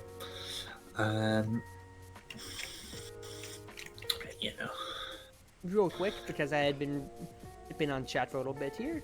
I tell more people stuff with Sweetie if they were okay with it, says Kappa. Probably not getting a partner, so I'm trying to be a lot looser with pet names as a means of being affectionate if they're okay with it. And I'm okay with people calling me cute sometimes. Started by Aoi going, Lamau. Yeah, what is the one thing that you hear all the time? Both from the sad perspective of incels being why can't I get dates? And I'm saying incels because I'm just pointing out the group or so, especially so, but I'm talking about the guy loneliness epidemic, and that is a buzzword that's heard all the time. But brother, I'm doing it without even meaning to say brother. You're like a space marine. Brother, I honestly should. You want to get the new game together? Smile. Oh god. I don't have the money, nor do I probably have the space in my computer for it. But it doesn't take much to be affectionate with people. I'll use the biggest examples of because I am getting into regular normie sports, and ironically, sports ball or so. You see baseball players slapping their teammates on the ass all the time or so. You see NFL players and they're bashing their heads in, hugging it out, lifting each other up like a princess carry after a touchdown or anything like that or so, and gassing each other that way in a positive way or so. So it doesn't take much to gas your boys up, even if you're not physical like that or so. Just being able to say, hey, good job, man, it's great, whatever, how it is or so, anything like that or so. And when it comes to just being able to say that to us guys, we're guys, we'll take a compliment and run with it for years. Why do you think I hold on to the story of how Freddy said you pull off cosplays really well? I'm a guy.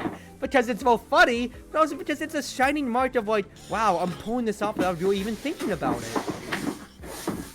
You know? Yeah, whereas as a trademark girl, I will just hold on to a hate comment for years and be like, you bitch. You will simmer.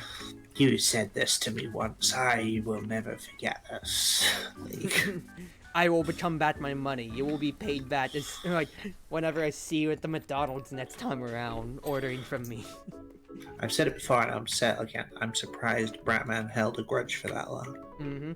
Crimson Joes, I've heard Maid and Pow before, which I've seen used for both, not in person before. I feel like especially so, it's like, you can say it's like, that's stereotypical talk or so, but like, sometimes I'm just ingrained finding people in the wild. Yeah, people will just say that without really thinking about it, and I said brother without thinking about it, launching into my tirade about male loneliness.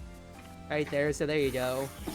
Dapper says, yeah, you've talked to me about that. The thing with me is that some adults in my life told me off to being affectionate with others, and that stuck with me all of a sudden as I go half a decade without having a full hug. Well, you're gonna get one if I get to see you in December at Anime Weekend Atlanta. But the big thing especially too, that like, you know, I feel like I'm parroting points off of the internet, but it very much so is true when I speak it herself. Like, you know, we didn't have that back then. We picked ourselves up by the bootstraps. We sucked it in. Males are supposed to be the strong ones and not say anything or so. Yeah, well, welcome to the modern day and age, where mental health resources are a thing that is still being neglected by the previous generation. And unfortunately, what was the point of it all? What was that one famous John Adams quote for us Americans here? It's like, it was, okay, I'm not expecting you to know this because it is American history, but there's a very famous and poignant quote along the lines of it that always gets parroted around too, of like, it was something, I'm just paraphrasing, I can't remember it, but it's something along the lines of John Adams, instance, founding father and second president of the United States, that said something along the lines of, I am studying war and politics, that way my son and my sons and daughters can study arts and culture. No, I'm studying war and politics. That way, my sons and daughters can study math and physics, so that my future descendants can study art and history and learn from it, or something along the line. It's like, isn't that the whole stereotype of breaking the generational trauma, or building a better future for your offspring?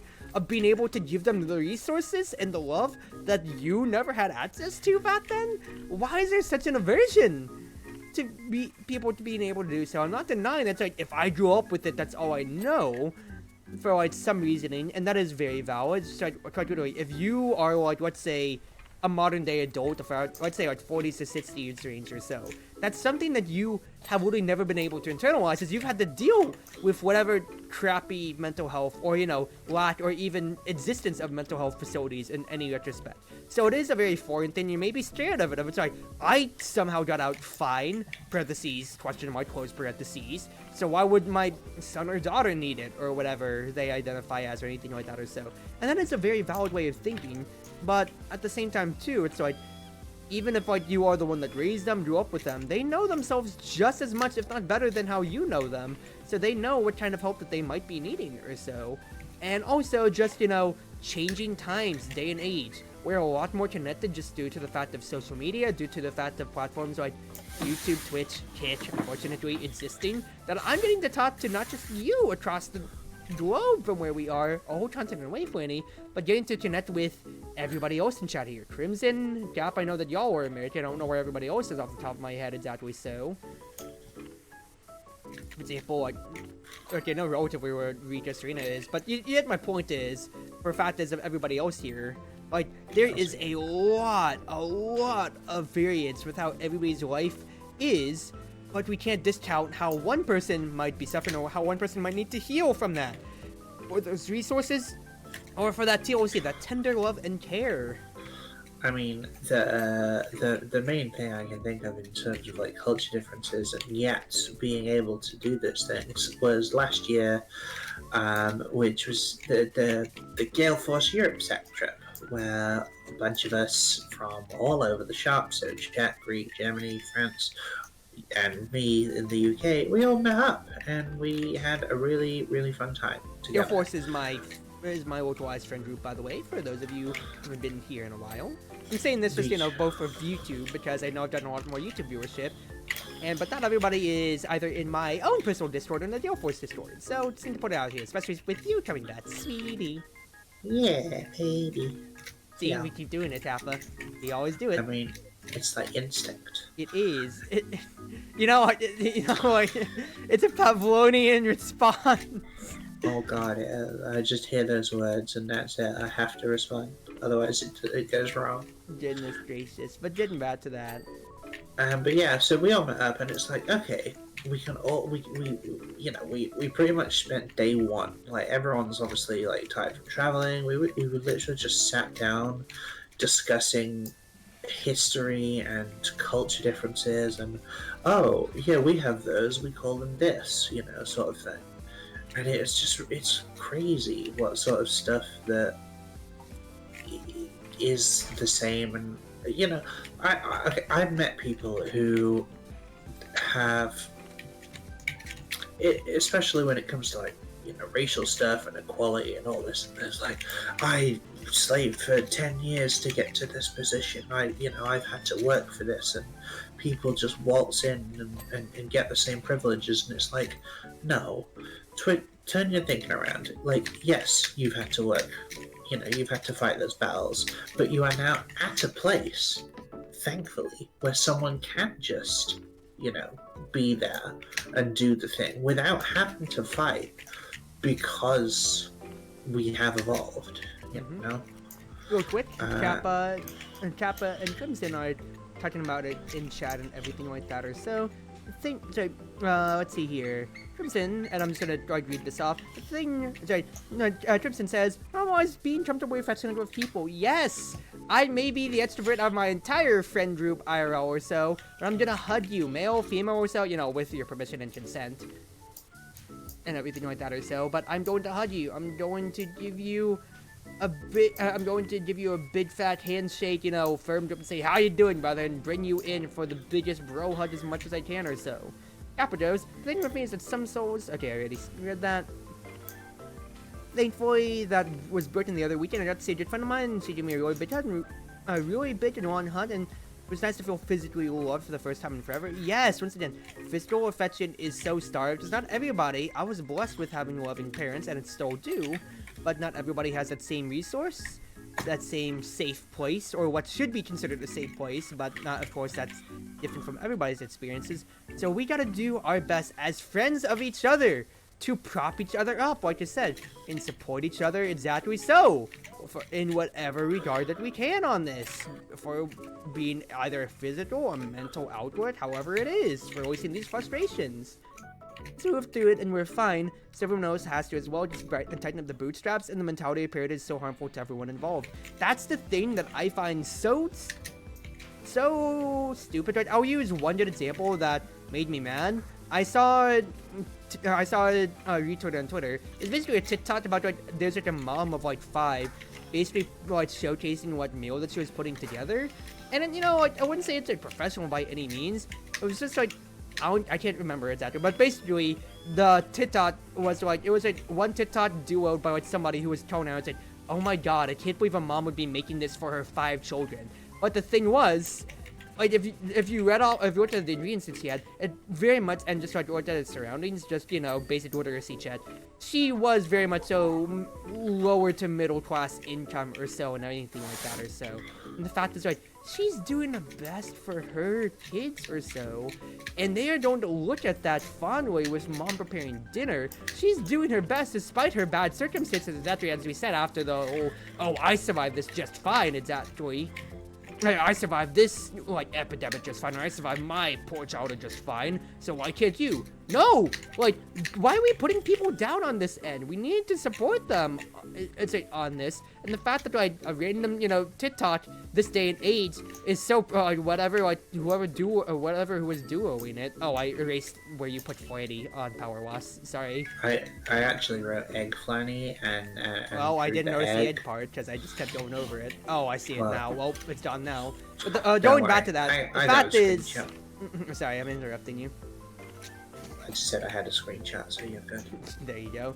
The fact is, it's why are they putting them down when it's just somebody trying their best to give the best childhood for, whatever family of theirs that they had or so. I know I just didn't like it, so it's not going to pop up my feed ever again. But it's really that this generation, or whatever generation, just seems like a kid or a teenager, saying, wow, this dinner absolutely was disgusting. This is a mom trying her best to do the best for her kids. And exactly so, that is so loving and so sweet that she's doing what she can in her own limited finance and resources. And going back to that point exactly of Crimson going, oh, it's like, I got mine, fuck you. It's that apathy of like, oh, I never experienced it, so why do I have to contribute to it, right? That's the thing that you see, and I'm gonna talk politics for 2 seconds here, unfortunately, of healthcare thing. And this will be the most that I talk about, because I want to divorce myself as politics as much as I can, because it sucks having the, election year right now. Being put in my feed every other waking moment. Oh, I never had any health problems, so why do I have to pay taxes for this? Or I never had to, or this never existed, so I have to pay for new mental health services in institute or so for the people that need it. Don't you want the best? Like, what happened to I am an open door policy for like my neighbor and my community? I'm here to just let everybody be whatever they want. I'm just here to help be a community figure. Where's that, people? Just legitimately, straight up. You want the best for your peers? Then act like it. Check this in chat now. There you go. Don't want to dump in chat? Yes. Inside. Do post it in the Discord. I do not mind at all. Do not mind talking about like those deeper, more traumatic experiences if you need, Kappa. Because once again, I just said, I want to be there for you. So don't be afraid to do so. I do not mind it. It's not going against any rules of mine. Not that I would have anything instituted, I don't think. At least in my Discord. In chat here, I know like no dumping or anything like that. Or so just for, content material. But we have a time and a place to do so, and that is in the Discord. So please do share that we can, talk about it and grow from it there. But going on from these points, exactly so. Like, the fact that even if you didn't suffer it yourself, or once in a while said you got out relatively unscathed, doesn't mean that your friend didn't. And like I'll use the best example. So like, oh, back in my day, I'd say back in my day, like I'd get spanked, or I'd get hit with a ruler for doing something wrong in my school now. And now kids are too afraid to be told bad names in school. I'm using a bad faith strawman argument. The fact is, both are wrong punishments, but the fact that it's ingrained in you there, that is absolutely physical trauma that you were just sadly used to just because of how the world worked back then. It's not something that you should be holding proudly of saying, I'm a well-adjusted individual, I got out of it just fine. It's wrong either way! Yeah. It's when if they realize it, then sure. Like, my dad always goes on about his dad. He was like, oh, if you something small, it's like, oh, if you didn't eat all your dinner, he would complain that you're wasting it, and he would like hang you upside down in the fridge or whatever. And like, and my dad, and so we said, it was like, did Grandma really do all that? And he was like, yeah, but don't let that, basically my dad just like, don't think I would ever do that, because I wouldn't. And your granddad was and use the C word, which I won't repeat on stream, because whilst it's common law here in Britain, not on Twitch. But going on to that, my point especially so, that rings true for both your story and this one too, is it's not the fact that you got through it just fine. I'm using once again this, this hypothetical figure that got through it just fine. It's not the fact that you got through it just fine. I'm happy that you did. The fact is, that's not trauma that you have to re-explore. That's just ingrained in you, and that's all that you've ever known. And while you got through it fine, I fear to think about the odds and ends of however many people who had the same experience and did not have the same resources, or just, weren't mentally built the same as you, unfortunately as it is to say so, to get through that experience. You got yours, but what about the people who didn't? Wouldn't you support your best friend in case they were being like, dude, I'm in a low place right now? Why are you saying, fuck me to everybody else who probably didn't have it?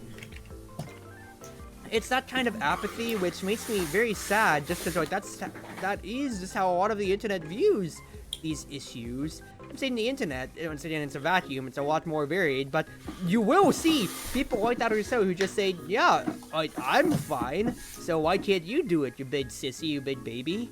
Because I'm not you, I'm not the same as you, and there's probably something else that will be the same issue, except choosing to be on the other foot for you. And at the same time, like I said, just what building people up in friendships is a community effort. It's not something that we necessarily want to be able to do by ourselves. We are inherently social creatures, as much as that's paraded around. But then again, when people say it's like, nah, I'm a loner, I'm too old, so and then just go, I need partner, I need wife, I need husband, whatever, please. And then, you know, however that may be taken on the internet. Like, is it weird how you're reminding me of gruff iron versus regular iron? Like, Iron's a wife guy. Have you seen him talk about Lily? Oh my goodness. I didn't think Yeah, about it that way, but we can make fun of him later for this. we will. Somebody clip that. Somebody clip that for Iron. Also, darling, I think it's time we got a triple group chat going on Discord with us three. Like, you know, Yeah? arrange that 3-way. You could have said anything more than that, but you paused that! I didn't know how to phrase it.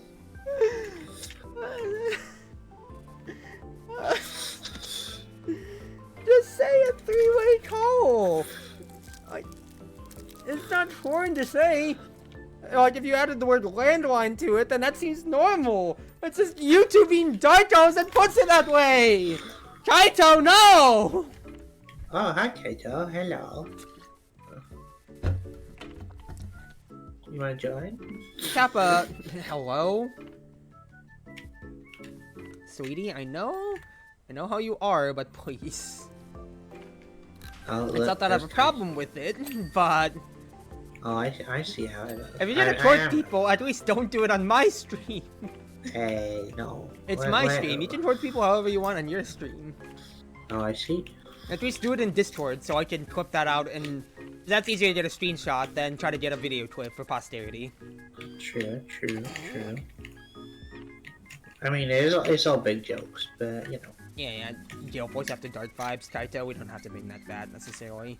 But going back to things around us, so we are a community of people, very much so. I've built up this small living community of, I don't know how many viewers I have now, but let's say going by the metrics of what Fanny told me, 5 viewers at the beginning or so, be it both active chatters and lurkers.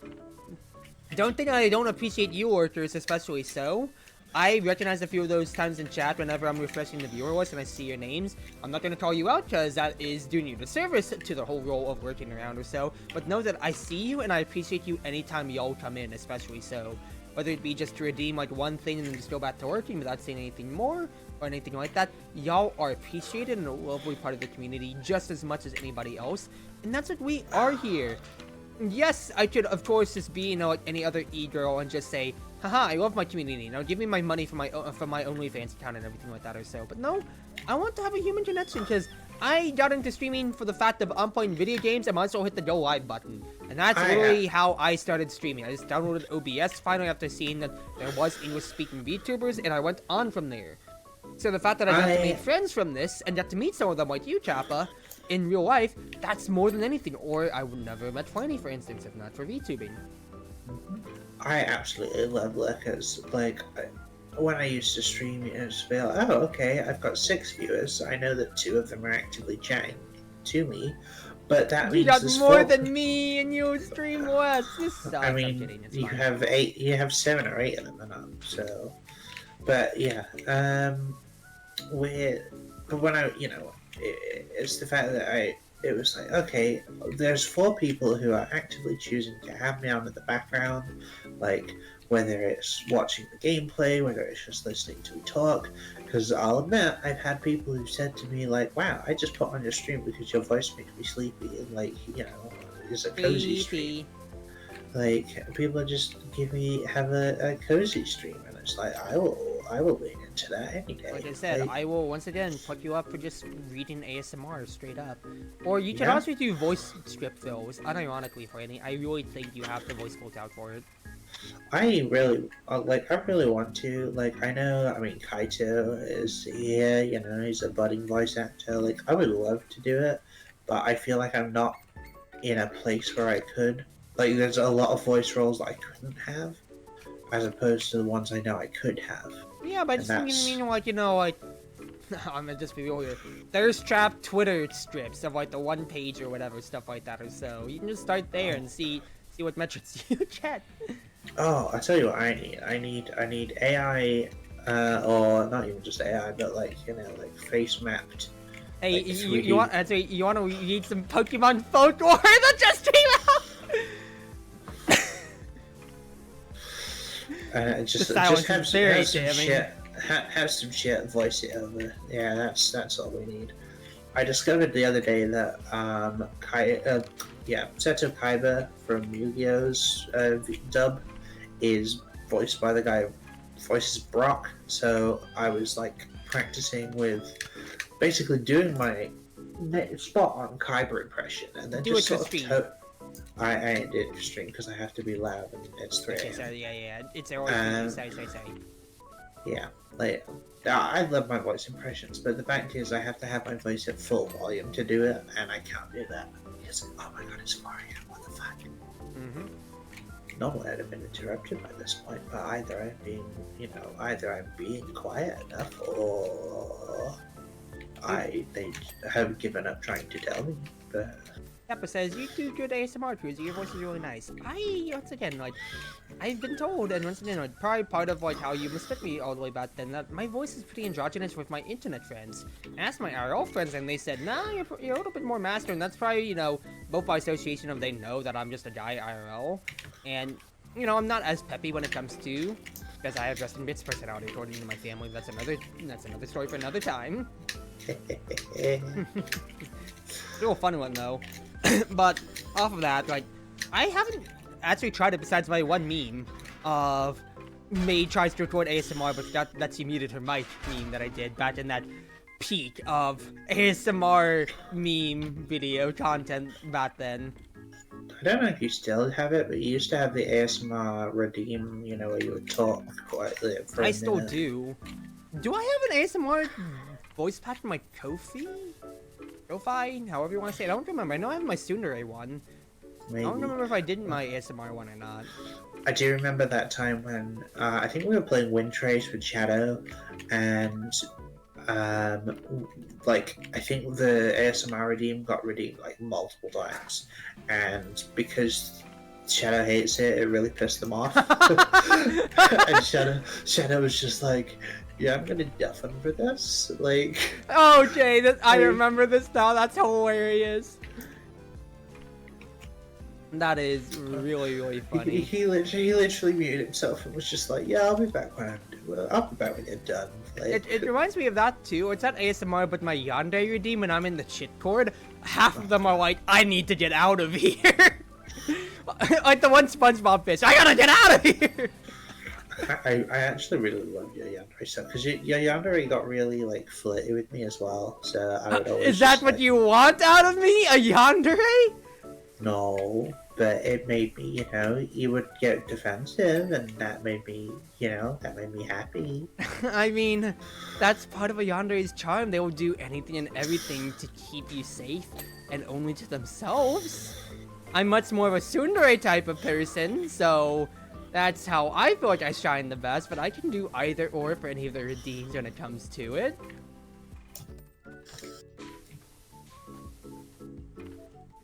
But anyway, hold on, let me just take some water and then we'll get on with our next part of the content. Oh boy, we have a program to follow. Excuse me. It's pretty androgynous and pretty. It is pretty. Crimson's called me pretty, and I don't think I've ever been called pretty or, complimented in that kind of manner by Crimson, so that's really cute. And love you, Crimson. Mwah. What? Crimson gets kisses. I've given you kisses already, sweetie. Sweetie. Yeah, baby. Damn it. Pavlov Just response. Okay, goddamn. Yeah, you know that one comment, that one Twitter comment that made the rounds of the guy doing the up gesture to his girlfriend saying, "What do you want out of this?" And it's 1 day, 1 week, 1 month before she starts lifting her head in response. Oh yeah. That's what I feel it is. Or the office clip of feeding Dwight a mint every time the noise goes off, and then it's just like, where's my throat all tastes so bad, and it's like. You wanna know what this is meaning? You wanna know what's still on my feed or my recommended after all these months since I last talked to you? Taskmaster.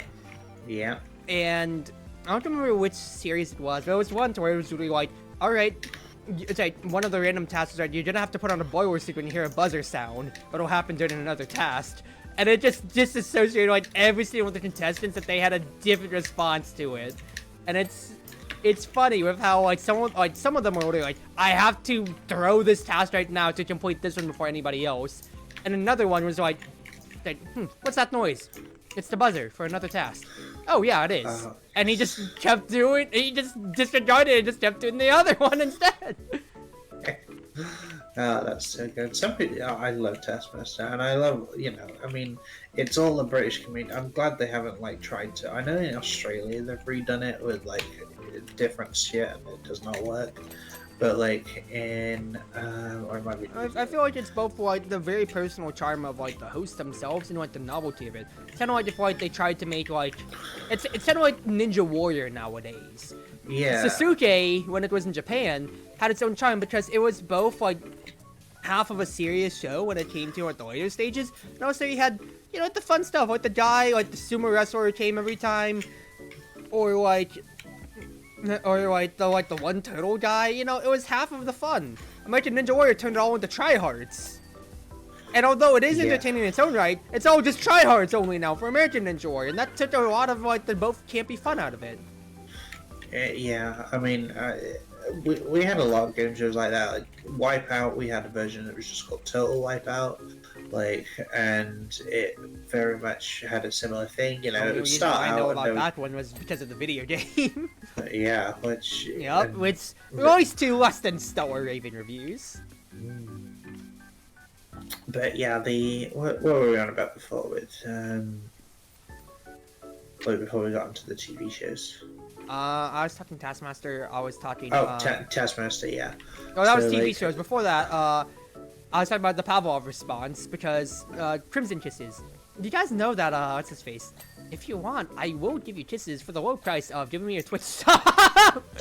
Oh yeah, sub to Cruz, hit that button. Hey, $5 for a kiss from your favorite Oshi idol is not the worst thing ever. I'll give you one now. Just kidding. You'd have to pay $5 for it. You see, I'm a businesswoman doing business. See, I'm sub, so I get kisses. You get a 43-month streak like me. You're also my partner.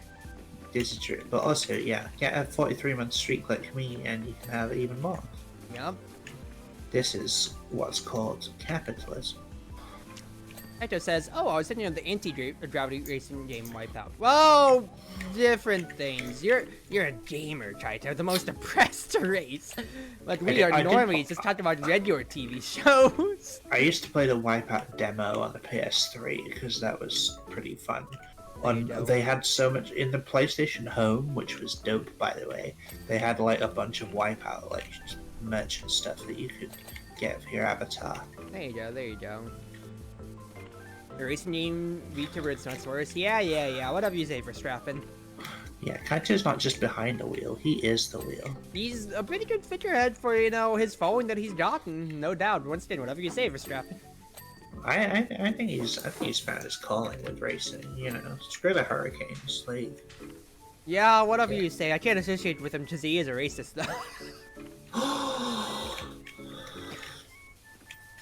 That is a very thinly veiled joke. That is just wrong term.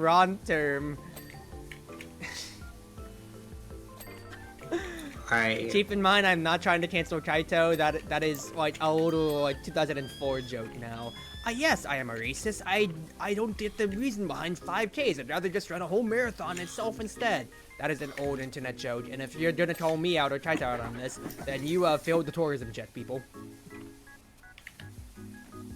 Comes and says, "This one show I remember watching is after there's Forged in Fire and American Ninja Warrior. It was really fun and all the contestants had so much personality. There's a lot of good old TV shows." Like I said, maybe it's because I am a well-adjusted, neurotypical, not neurodivergent, young adult male, but I'm just watching regular sports, and I'm watching just like some regular like game shows again or so. Not on TV, but like older ones, funny enough. Baby, in the future, if we're just gonna be like, doing our own thing, are you just gonna be sat in front of the TV watching the Super Bowl? And I'm just like, what are you doing? No, because I'm not interested in football in any means.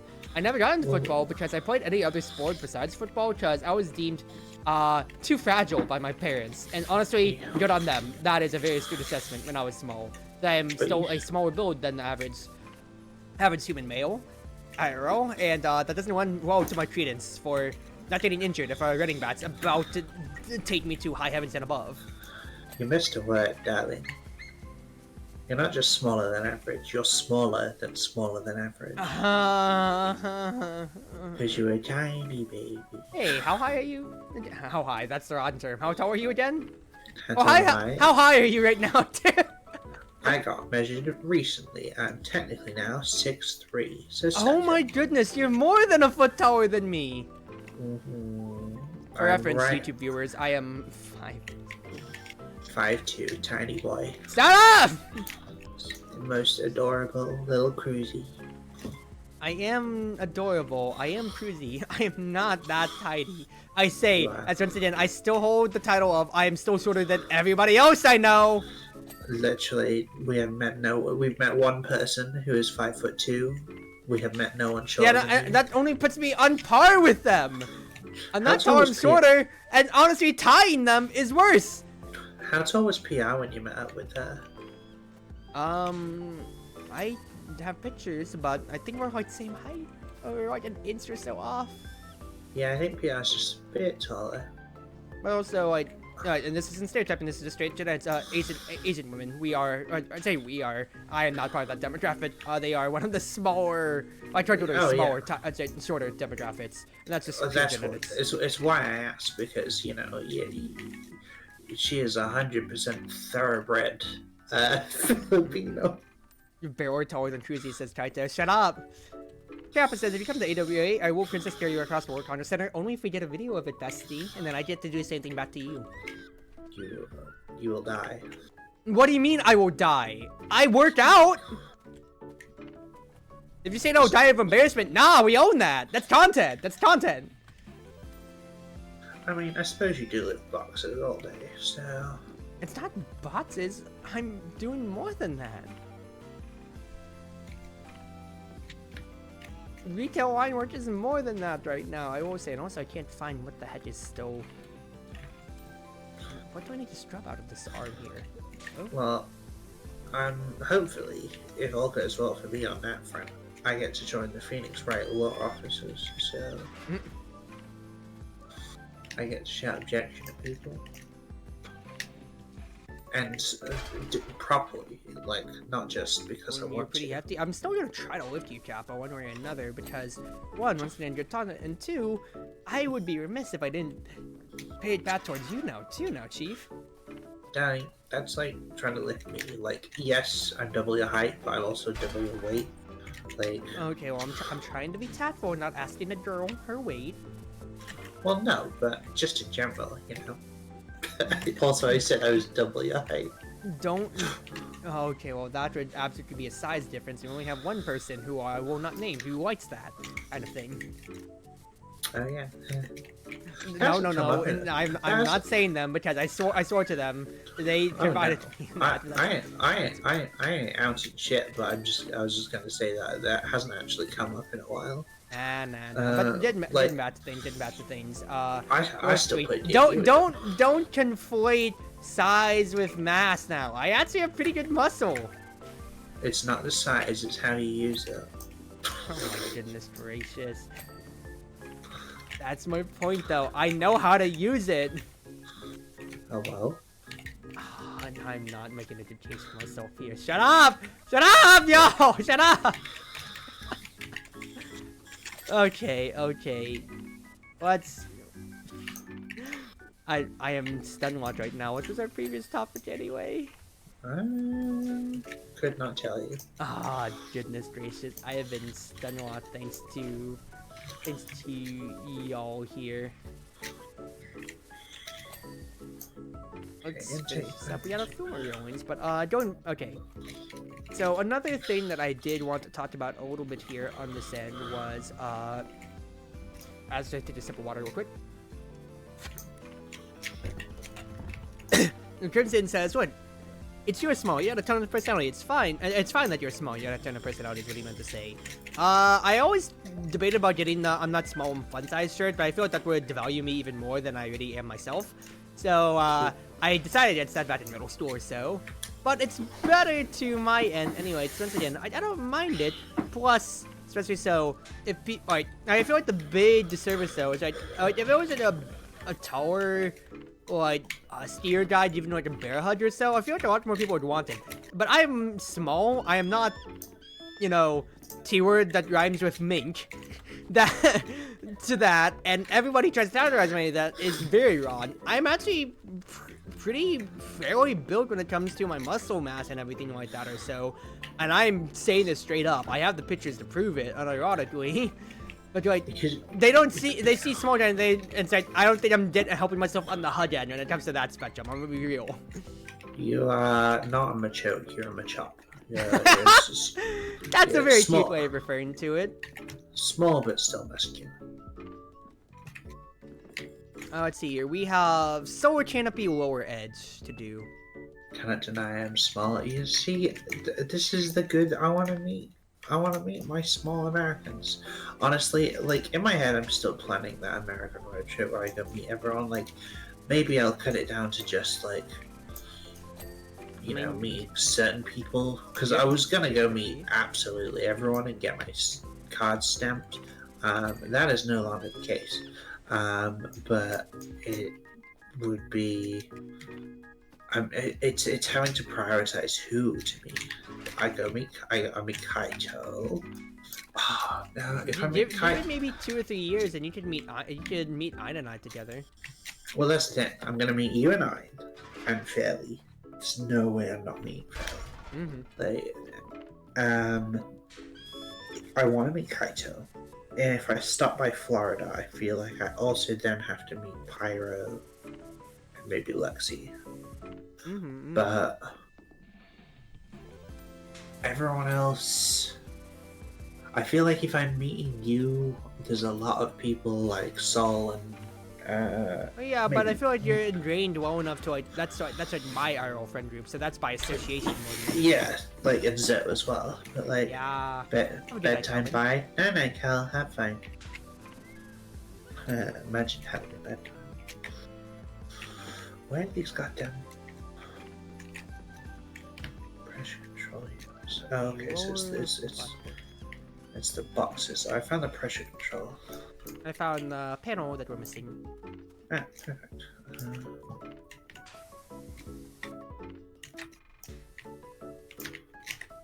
I see what I missed.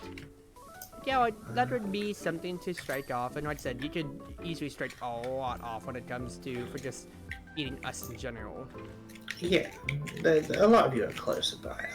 Yeah, or at the very least, you know, not too much to state out. But then again, you know, us American states are pretty big for whatever reason. It'd be a lot of interstate flights, and I love traveling, but America's enormous. It'd be more than I've ever done. Yep. Our interstate flights, like, like, in my head, I'm like, oh, flying non-internationally should be, like, fairly cheap, right? Like... Real quick, though, if you don't mind, I'm gonna run ads if you want to get us to the next job, because we are 2 hours in now. We are, and that is the Buckingham Files #1 completed. We have really... I should ask, like, did you want to still keep going, or... because I'm still good. I think... I want to have me on 4:15. I do need to sleep at some point. I tell you what, we'll do one more job, and I picked the perfect one. And we can then do from there. I'll just run ads real quick then. Hey, be right back, y'all.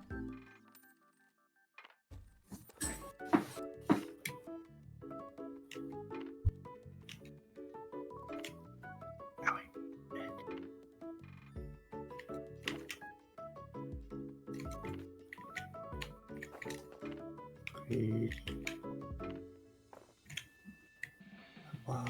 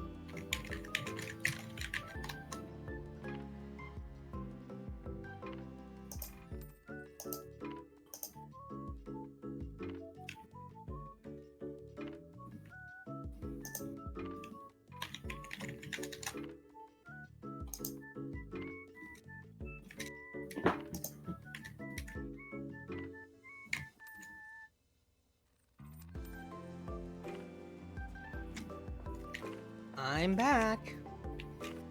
Hello. Alright, one more job to end the night. Mm-hmm. Ooh, Crab Bay Aquarium. So this is the aquarium that you wanted to do. Mm-hmm. I thought we could. This is one of those that's kind of. It's a tunnel, so we can literally sweep through it. So Yeah. start at the beginning and work our way through. And, Sweetie. I just started the recording for the YouTube video. Can you come here for 2 seconds? What is this? It's the ocean. For posterity in the thumbnail, you need to stand next to it. I wish this game had emotes. Alright, that's the thumbnail later on. Okay, lovely. Well, let's have our fun with this then, shall we? Wow, this is a lot of space. Whoa! Yeah. Between the inside of it too. Okay, that's cool. Okay, I might have exposed myself to that. But yeah, if you wanna, let's go back to the entrance and start there, and sweep through. Yeah. Where you going? I was making a face. Okay, now we're going. Let's see. Okay. No, we no going past this cutoff point.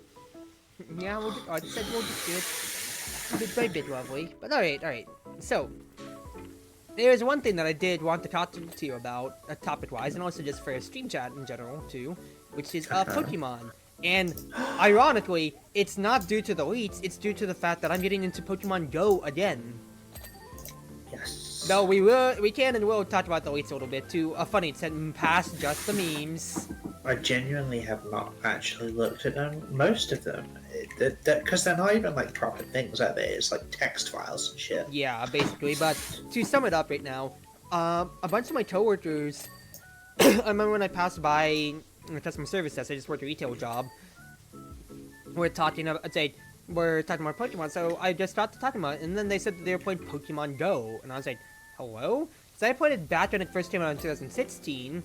Back on college campus and everything like that or so, and everything too. But I didn't play as much as I thought, just due to the fact of how my high school wasn't a stop or anything like that or so I really didn't have the Pokeballs to do it, nor did I have a charge to really justify it. I'm not gonna be one of those idiots that then, what's his face? I'm not gonna be one of the idiots that put it in their car, because, no. Don't. I was lucky when it first came out in that I actually started me and my ex just started working at a shopping center, which meant that I could basically spend 4 hours walking back and forth and have like 10 Pokestops and endless adventure. And at the time as well, the shopping mall had these little cabinets where you could put your phone in and charge it. So occasionally I was like, okay, I'm gonna lock my phone up, put it on charge, go have some lunch, and then come back and play more Pokemon. There you go. The main thing is, like, we have a gym actually nearby.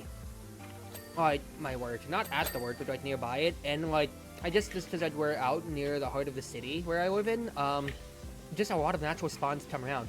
I think I shared it with you. I caught a shiny Ponyta, actually, the other day. You did. Without even doing anything. I just caught it in the wild. They show up. Luckily, unlike the regular games, the Pokemon Go definitely has a higher chance of getting them, but it is still very nice when one comes around. I am stuck with a Twesto on the daily quest log to catch a Ditto, which I still have not found yet, so I'll just keep hedging my bets on that. Don't worry, me neither. There are certain Pokemon that can show up as Dittos, so you can look them up, as to like, oh, what are October's Ditto spawns? And it's usually some garbage. Oh, that's interesting. I thought it was just like any Pokemon, but then again, I'm going off 2016 information. Well, even then, it's certain chumps, so it's usually Pokemon like Grimer, Litleo, things that you would generally think, oh yeah, I'll ignore that, could be a Ditto. So it's always... If you catch everything, like every Pokemon that comes up anyway, then you'll run into one. Like, yeah. Anyway, didn't matter that. Crimson says my campus has so many stops. I played in high school, but not in college, which makes me so mad at myself. That's when I was playing Dodge Game, so like that Pokemon Go space was replaced by Genshin space at that time. And although I don't regret my Genshin phase at all, I had my fun with it or so. Like, there's so many stops to my college campus, I definitely could have kept it going on. But anyway, 8-year break, I'm playing Pokemon Go again. What team are you, by the way, sweetie? I'm Team Mystic because there's nothing I like more than completing the Pokedex and Then catching Pokemon. Okay, yeah, that's fair. I'm Instinct because, haha, Go Team rules! And also Yellow. Yeah, I don't hate on anyone who's Team Instinct. Let's It would have go, Charito. been my second choice, but anyone who's Team Valor can go suck it because they're just tryhards. Yeah, no, the people at my work is like 70% Mystic, 30% Instinct. Yeah, nice. Yeah, we just have a gym. Yeah, like, not our business, but like a nearby adjacent one. They're like, we're barely in range, so hey, that's a free stop in essence and a gym to fight over. So I've been enjoying my time on it, and that's gotten me retroactively like playing against. You know, I haven't played much since what's his face, since Star Wars Violet came out. So I played like during my last job, as short of a stint as it was, there was a route that took me perfectly from like halfway to walking to work to my workplace. So it was really good for me to play both going to and from.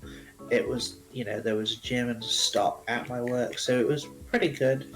At home, I'm just out of range of my gym and Pokestop, but I do get a lot of Pokemon spawns because I'm, like fairly close to the city. Yeah. But sometimes I'll play it when I'm in town. Depending on my battery life and stuff. But I do really enjoy it. Like, and I enjoy all Pokemon because I've started playing Legend Arceus. I think when I first played Legend Arceus, like when I actually played it on stream. I was like, wow, I can't get a hang of the controls, and it was really tough. But at the same time, like when I actually played Pokemon on stream, I just wasn't in a Pokemon mood. I don't think I was playing Scarlet Violet because they were the new games. Mm-hmm. But like, I really wasn't. But it wasn't until a very good friend of mine recently has over the last year like really gotten me back into Pokemon. Yeah. And I've been playing it all the time and restarting all the games all the time and going through challenges. And so I picked up, I think just sort of recently, I picked up Arceus again, just thinking, oh, maybe I'll give this a go. Maybe it won't be so bad. And actually, it's really fun, and I'm enjoying playing through it for the first time. There you go. Like, so... I thought that was my burner for like Fire Emblem, because even though it is my favorite series of all time, there's a time and place for me to be like, I'm in a strategy game mood, considering how I am playing two turn-based strategy games / visual novels in Reverse Collapse and Fire Emblem. I am very much so in that feel or so, but like, it's a time and place for me to do it. If I'm not in the mood to complete my debts or to, think my turns out or so, I am not going to have a fun time on or off stream about it. Yeah, like, there's only so much you can really fake for stream, as it were. Not that, stream reactions are fake and stuff, but you do have to have certain things up. Mm-hmm. Don't mind me real quick, I'm just reading the little dots that says Jessica Crabbit, Krabby McCrab Face, and Silent Ted. Silent Ted, Krabby McCrab Face. Social. See here, Crimson says, I love PGR, but I'm too busy to play consistently. And, that's just a burn. There's so many games and everything like that or so at all times. But, like, the fact is, like, I'm getting my fun out of it to just playing Go on a casual level again. Or am I basically out of Pokeballs no matter how many times I'm spinning stops? Yep, so I'm feeling the burn as I did before. So I'll see how long the Pokemon Go high lasts for me at the moment, but at least for now, I'm having a good time. I completed my first route today because I took my little brother for a walk to a park. Drove him out, took him for a good hour-long walk. We had a good time. I should send a picture to you, actually. Probably, but also Pokemon Go, we can send each other gifts, and once we hit, I think it's friendship level 3, we can actually remote trade. So I can get all those lovely American exclusives. There's American exclusives? Yeah, so Pokemon Go actually has regional exclusive Pokemon. So the only one that I knew was like that one butterfly Pokemon crap. That I remember was The butterfly is a like it's got its own mechanics Yeah, with the it's postcards. nationally exclusive, basically. No, so there are genuinely some Pokemon that are locked to parts of the world. So, for example, in America, the Gen 1 Tauros is readily available in America, but not anywhere else. A lot of places are linked to, Asia, thingy. The UK only has one unique Pokemon that's just come out, which is Stonejourner, because Stonehenge is, the UK's thing, and it's Galar and all that. Okay. Um, I feel like they could have done a lot more for Dower, though, considering how long it's yeah, been. they could. We got one stupid rock, and that was it. Like, I get it, but at the same time, like, Dower is literally based off of hey. Yeah, it sucks. But yeah, there's loads of exclusives. I have a few because very, very rarely they'll do global event, and they'll release like Taurus or Kostler around the world and such. But it's, if you miss it, you miss it kind of thing. So yeah, if there's some more American exclusives I do not have, I will ask you to hunt them down. I'll take whatever good good IV EVs that you got. Because I, as always, love my evolutions. I love base Eevee the most, but if I had to choose one, Glaceon's my favorite out of the evolutions. And the fact is, we only had the base 3 back in 2016 when I played. So I looked it up, and the naming trick still does work for all the evolutions, actually. So, okay, once again, once per, but I still just want to have them all.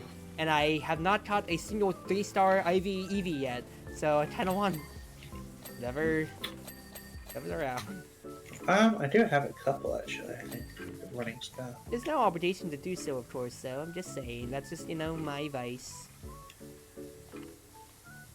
And it's funny that, we got Penny in Starwood Violet, who, is the latest in the train of, yes, evolutions, let's freaking go.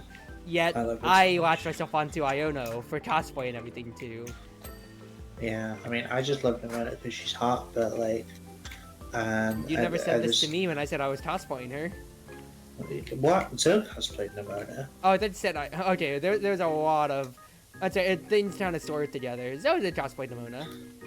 Yeah, and you saw how hard I, ran with that train. I was just like, oh, show me that Nimona. Like, I loved it so much.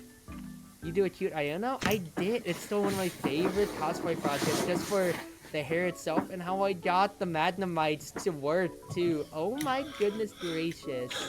You are a cute Iono, It was so good.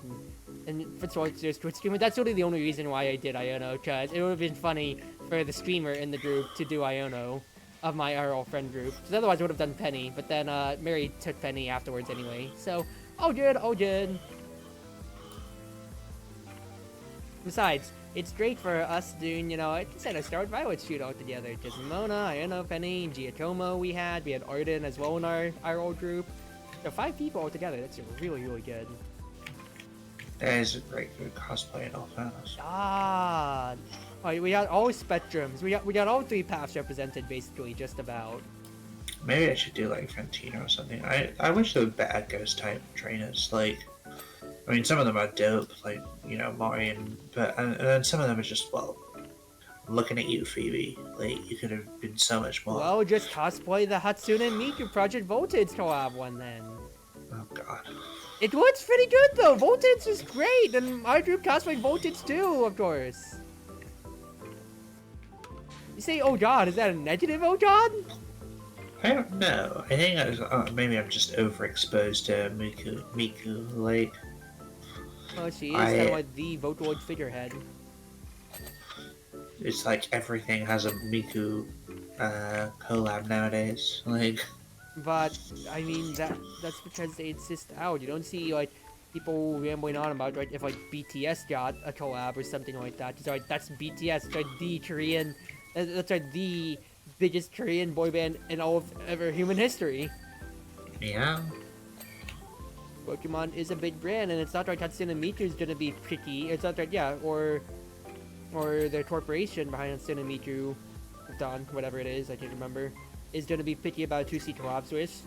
He's got a freaking movie coming out. She does? Yeah, legitimately. I did not know that. Let me look it up real quick. It's Tsunemiku movie. Project Setai the movie. The Project Setai saw Satsuna Miku. Either or, it still stands. Miku movie. Oh. But that's 2015 coming out or so. No, I can understand that overexposure, but Project Voltage is actually really cool collab for Hatsune Miku and Pokemon, and it's still ongoing actually too, with like the artwork and everything like that too. This is really, really nice in my opinion. So I would very much so advertise it out to all my friends who haven't seen those designs, because they are great. It's Hatsune Miku as every type of Pokemon trainer, along with every single type if she was like a gym leader of this type or so. My group did a cosplay of that as well, and there's a lot of collaboration songs too that built off of that, which are really, really good. I'm gonna quickly. Can Jim make a Pokemon song make you? I can't really recall off the top of my head.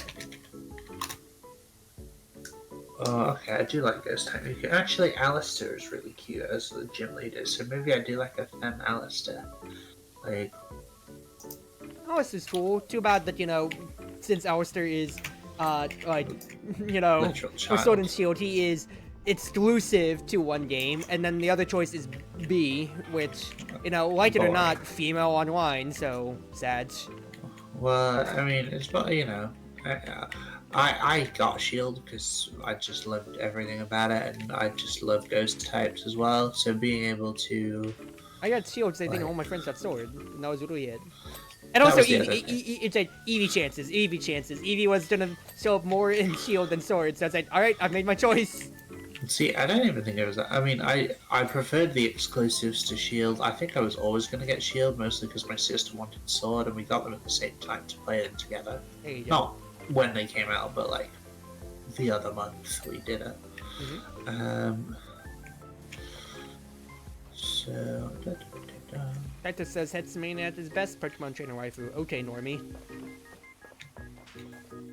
Hexmaniac? That's very, very mean to say, but like, very lukewarm internet take.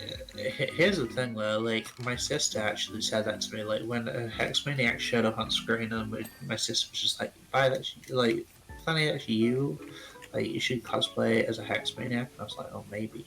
I can be a deranged lady, like... Okay, that's a very deranged thing to say. Wow, who are you thinking? Just saying that you can be a deranged lady. Look at the fact, sweetie, the ocean tank glass is finished on this side, but if you hit tab, you can still see how no, I was trying to see which part of the glass we hadn't done yet, but then I just kept doing that. Hey, I'm gonna go up on the ladder, and then you can take care down here. I'll just spray from the top, because it's too cramped if we keep bumping into each other. True. I'll spray from the door. Yes. But getting back onto this, since I finished the Joe point, really, how much have you heard about the leaks? Not a lot. So the main things that I got from the leaks were a lore pipit about Pokemon and like the one I posted basically. Yeah, so Pokemon. You and I talked about a few things off stream, which should be kept off stream.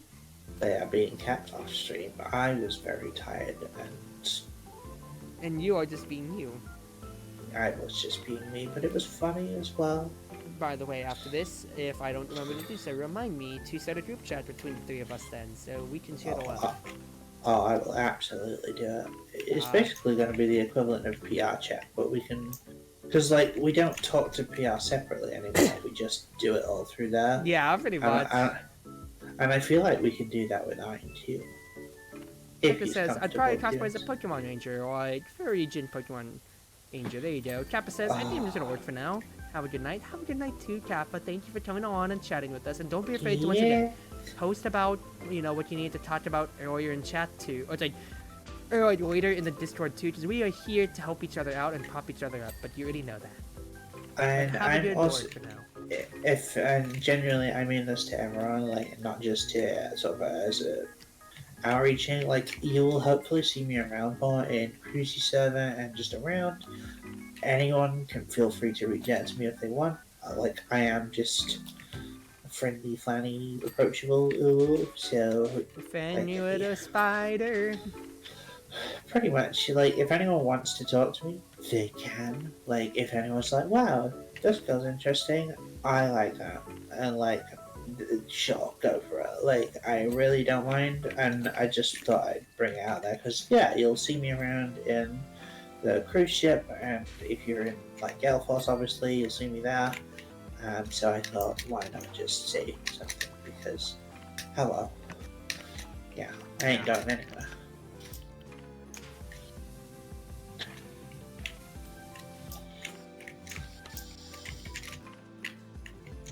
But getting back to it, yeah, the main thing that I've really been seeing is like, talking about, it's like, I am not the most well-informed person about this at all too, but the main thing that's been making the rounds on the internet, of course, is the failure of Order C when it comes to, of two ends when it comes, on that. I'll talk about the less polarizing end of people talking about, it's like, oh, some of like the gameplay facets from like, not just designs, but like some gameplay, like making, I saw one post today that was, bad, like very bad gaming take of like, wow, they're making so much use of like the 3D models and making battles look so much more dynamic. Why didn't they do it even though it's possibly playable?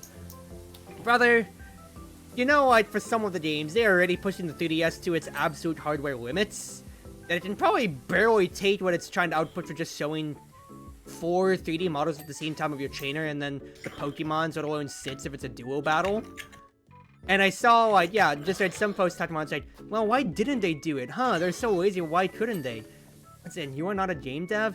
Those are probably strapped on the way, probably for hardware limitations, is my thought process. Once again, Nintendo pushes its devices to its absolute limits.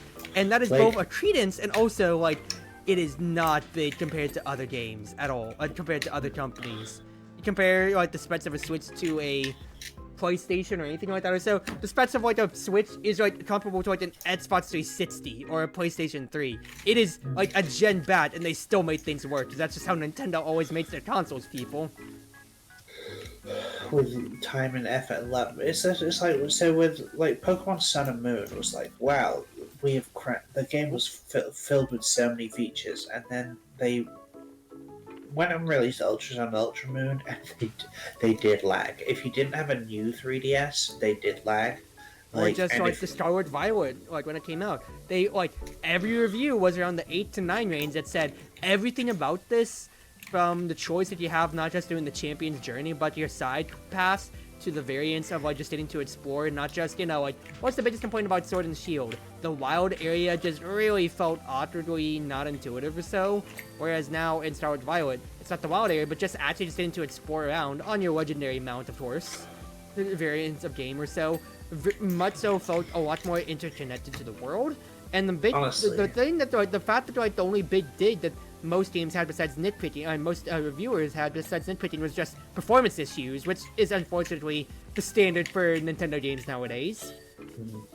Then, there is a lot that can be done, but there's probably also a lot on why those that gameplay benefits, I say in very big parentheses, were strapped, because you can't.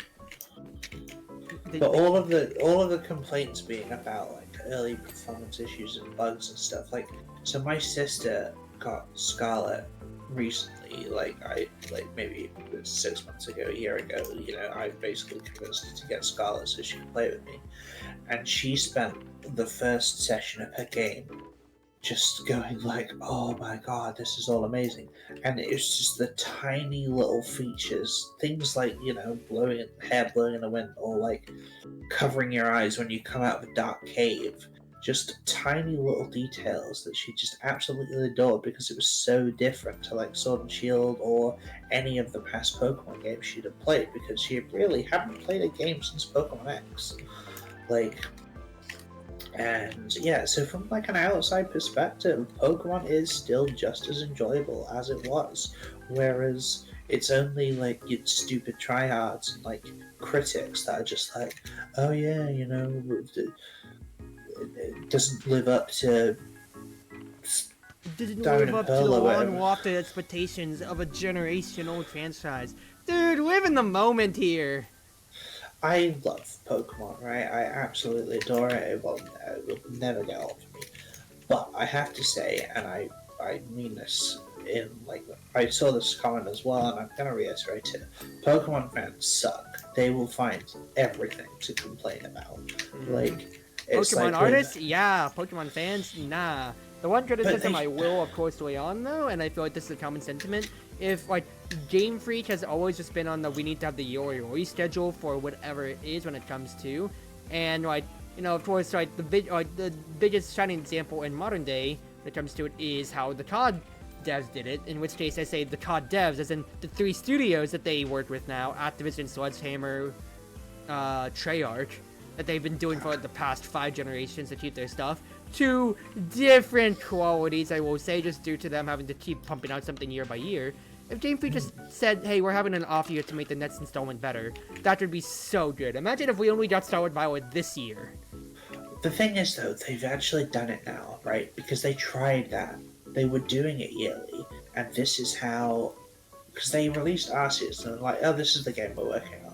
Oh, but I guess we need a main series game. And they had another studio make Brilliant Diamond Shining Pearl, which went badly because it was full of bugs, and it was, you know, everyone's shouting it because it was, you know, you know, you removed all the best bits and all the quality of life stuff that you put in Platinum, and they had a real big problem with it. And so they basically said, okay, we hear you. We're not going to do that. So this time, after Scarlet Violet's come out, the DLC's done, they're like, right, well, we don't have a game ready, so we're not going to do one. That is why 2024 doesn't have a release. And I am so in awe, because it means that I think that ZA might actually be good. And I'm so excited. I tossed like one good example out, because I was watching, because it also popped up on me, Scott the Woz videos. Oh, fuck. Okay. What, is that good or bad? I just don't like him, but him continue. I mean, like, what don't you like about him? Just, like, in general? How the way he presents? Or, like, what exactly? Just in general, it's just a personal right. Anyway, continue.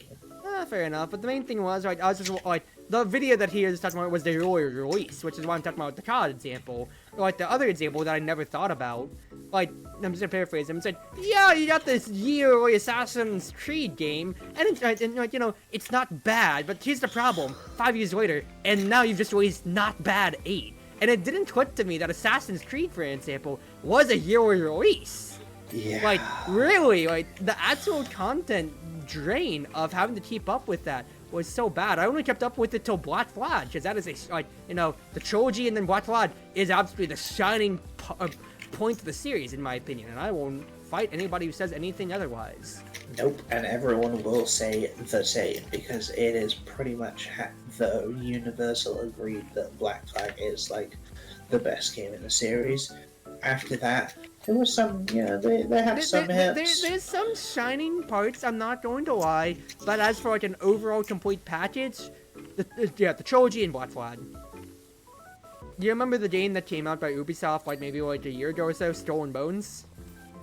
No. Yeah, this is, I don't remember it.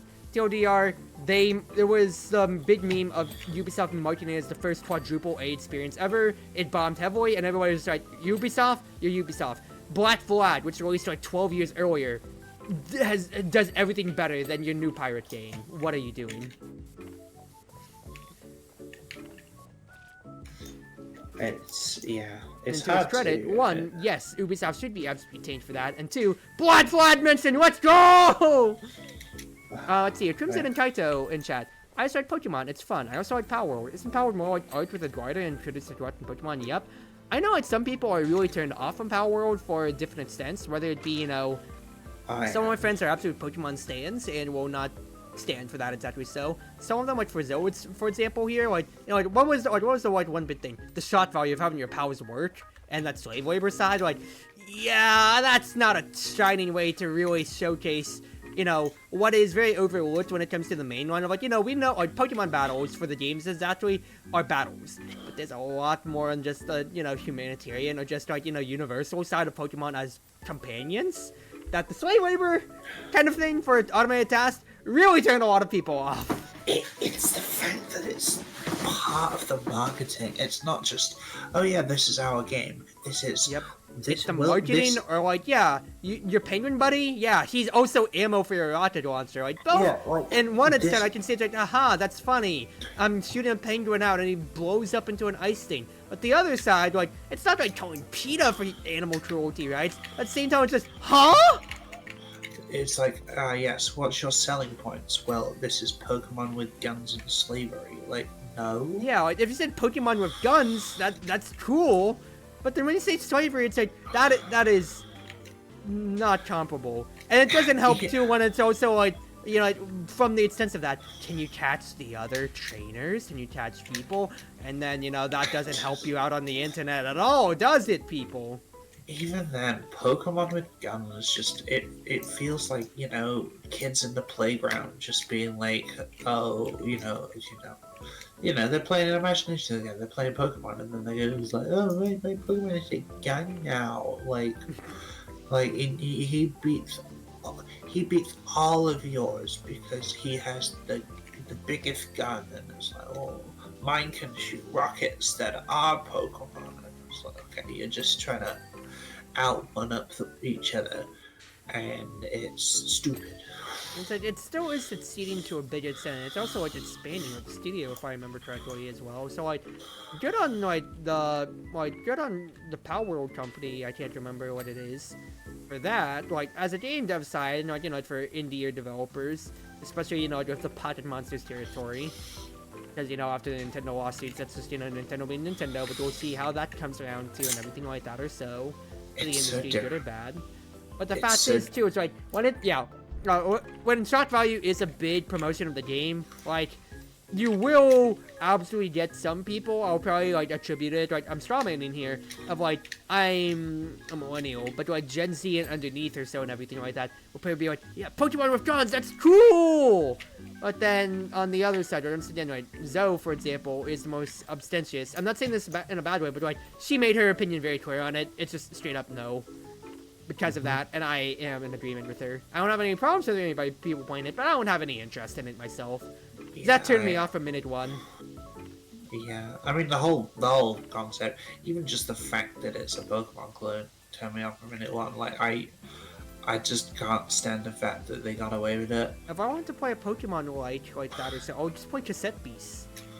So that's its own independent cool thing. It doesn't, like, it's got its own unique spin, and it still takes the core idea. Play Cassette Beasts. I will show out for it, because that's a really cool game. Weirdly enough, I just play Pokemon. But it's so it always got to me that it was like, oh yeah, no, it's oh god, I'm gonna clean inside the clan. Okay. So okay, it's a Pokemon, you know, knockoff, whatever. Like, but at the same time, because with the lawsuit, right? I enjoy that they have finally been sued. The problem I have, and now I'm really torn when it comes to the Power World lawsuit, because I want Nintendo to win, because I don't like Power World, right? I want Power World to go, not because, you know, people who play it, fine. People who enjoy it, fine. I just don't like Pokemon clones. Like, but it's the way Nintendo are doing it that is bad, because they are not suing them for any one thing. They're not suing them for, you know, particular. They are building up loads of tiny little patents, like the way they throw the ball, or the way that you can catch and feed a Pokemon. Yeah. Like, If I could interrupt you for 2 seconds to address this, this is immediately tangential. Crimson in chat says, honestly, I think it's a bit odd, especially with the weird stuff. Mostly I find it funny that the only thing Nintendo could find to see was unable to see a shadow of a character through the wall. Isn't even a word. But yeah, like, it seems insidious, but once again, like I said, it's I'm filled with trepidation over the industry, because it's a small pad, so like, yeah, it's not like a trademark throwing a Pokeball. It's kind of like, I'll use the most obvious Western one. Monster Energy, the energy drink, tried to sue, I think it was Ubisoft for the trademark name of for the trademark word of monster, just because they had a game called Gods and Monsters. Or go back to the Fine Bros drama in like 2018 when they tried to copyright the word react. Oh god, yeah. Like, it seems like really you're trying to copyright this, but the fact is like, especially for bigger companies like that, like the Fine Bros or like Monster Energy, or like Nintendo, it is both either making a statement if they lose of saying like we're not afraid to do this, so you better back off on any of our other property, or if they win. And that's where it starts to get great, because what else could they win? They could make 10 lawsuits, and if they just win the one, then that starts a precedence for what other cases they can build for putting up their IPs and everything like that. So that's, like I said, I am watching this with trepidation, both because one, it's one of my jobs to watch gaming news, and two, because this is a potential landmark case, depending on how this goes. It brings me to my exact point as well, that if Nintendo win this, they basically become absolute monsters in the world of like lawsuits, because they could do this to anyone. It basically stops any, you know, small company that has an idea for a game making it in any, you know, they have to tread on all of the eggshells to make sure that they don't get a big Nintendo shaped clan up their ass. Like, they do you really have to phrase it that way? I couldn't think of a better way, but like, you know what I mean? Like, the Nintendo become a powerhouse in the fact that it's like, okay, it's not a monopoly, especially. Yeah, is I think the most, or is the most layman's term word. It really is, but it's not even just because it's not. Oh yeah, we've got a monopoly on, you know, beast catching games or whatever. Like, you know, because Monster Hunter is its own unique thing. Like that's tangential. But like, what I mean is, just the way they're doing it with the, you know, the tiny patents. It means that they could do this for anything, any company. You know, they could. Yep. Like I said, they can sue on 10 different things. It doesn't matter if they lose on 9. If they win the one, then that's still a precedence that's set. Imagine being sued by Sega because you made a hedgehog run. Like, oh goodness gracious! Or like I said, yeah. Once again, like the lawsuit was thrown out for the Gods and Monsters one, for example, because how would you confuse an energy drink with a video game? Yeah, like, I mean, really? It's exactly why they lost. It's like, because you're not once using... again, why everybody pushed back? Like, how can you copyright an entire word of react? It's not reaction channels that are only doing it themselves. There's a lot more than just the YouTube content brain rot of X profession reacts to X video game or whatever, stuff like that, or anything like that. You're not gonna copyright the word fucking react. I mean, it's still all over the place. You see, like, lawyer reacts and doctors react. That's my point. I think my favorite one that I'd seen on Twitter recently was like, I think like opera singer reacts to, I think like it was like a random innocuous video game that had like no big thing on music, and somebody on Twitter lit the guy up, was like, what does blood even bring to the team? Because in first glance it'd be like, okay, what is this? But then I remember like digging into the YouTube channel and seeing it's like the guy broke down like the ambient, no, it's like, yeah, opera singer reacts to Silent Hill 2, I think it is what it was. But right, the guy, it's like the opera singer, was actually like a music analysis, both like not just like vocals, but like ambience and everything like that in video games. Like, no, this man does bring something to the team. But it's just funny of like both the clickbait side and also like, yeah, what blood thinks it really is on the team. When it comes to what people are doing with, yeah, that React side or anything like that or so. Let's see here. We are missing shallow tube corals, ocean room vents, diving helmet front port. Yeah, the diving helmet I'm trying to cover. Oh yeah, there's some muck at the bottom. There we go. The muck in them files. The muck at the bottom. I'm sorry. Ocean vents. There. Are there any more vents in this room? Or is it just 3? I don't know if it's just... over there. It could be on the other side actually. Let me go outside and check. I was looking at it earlier before we got into the technical side. Take the door off. I thought I was on the windows, but no, take the door sensor is what I need to go back to. Very beginning. Okay. Oh yeah, there's no vents on this side. Wait, the ticket entrance at Yeah, the back to very the beginning. beginning. I missed a sensor. Alright, I'm There you gonna. go. No, I got it. I got it. What else we got? Shallow tube coral, one of them. Will that be in a rock pool or? No, back to the beginning. I see it. Well, the shallows is. It's the one right underneath the first information set about hermit crabs. Yes. Ocean taint cell. Well, that's the ocean tank. So. You have 1 out of 2 shells.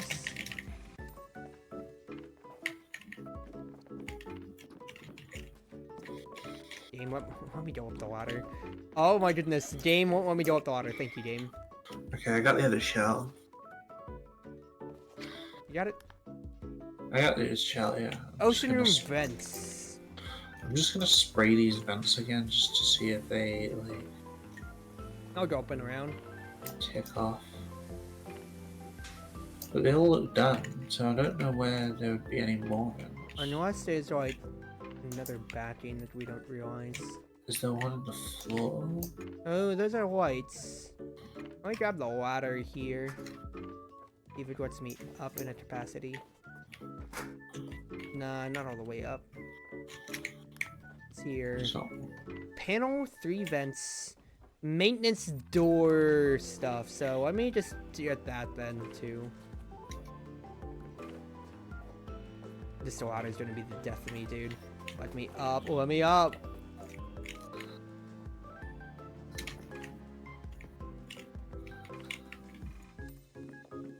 Here we go. Main door. if I click on Alright, just a little bit more in the frame. ocean tank.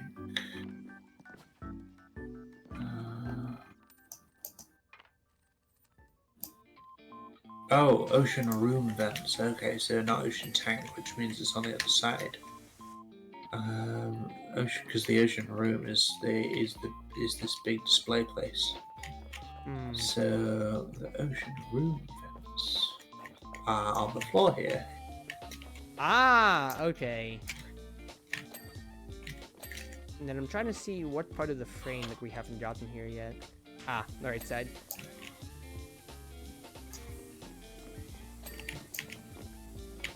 And on the top. Yep. Yep. Give it a final spray underneath as well. There we go. There we go. Nice stuff. Lovely. Nice stuff. We did it. Oh, the time lapse is only at the very end. Wow. That's funny. That's cool, though. Here we go. Wow, that was good thoughts overall, I will say. What a fun and interesting day. Alright, well, we'll call it there. So, to stream ending, I am going to replace this soon with probably my new recordings, sweetie. So it'll be really fun. You should also remember to actually get some stream ending music again at some point, because it's silent. I mean, I could, but that's because I have my stream dead point my music otherwise then instead. So that's what I do. Yeah. Yep. Alright. How dirty all the stuff is all would start? Yeah. Sorry I didn't get to read too much more, but it was just, yeah. Oh, Fossil Fighters was a good game too, Taito. But anyway, it's 11 at night, so I just want to rest. So, wherever you are, wherever you may be, whether it's on Twitch, Twitter, YouTube, or more, it's been your Wonderful Wind Mage, your Cruise Ship server, and Chartreuse Proxy, ever and always at your service now. Thank you everybody for joining on in, and have yourself a wonderful night. You want to say anything more, sweetie? I've had a really good time coming back. It feels really nice to chat with everyone again, to get back into this environment, and just do the whole thing that I absolutely adore to do, and of course I adore Crazy. So I also hope everybody has a lovely night, or a blessed morning, depending on where you are. It's 5 a.m. for me, so I need sleep. Yeah, have fun. Bye-bye. once again, whether it be morning, afternoon, evening, or night, at least from my side of the world, have a wonderful night now, y'all. Since Ein is currently sick, I probably will not be doing anything with him Thursday again, so we'll just see what's on the docket. I might do my Engage stream or Reverse Collapse with other or I might be looking forward to, but we'll just see how things are feeling. Might also just hold an off day, just haven't been to the arcade in a while, but at least once again for now, thank you everybody for coming on, and have yourselves a wonderful night now. Bye.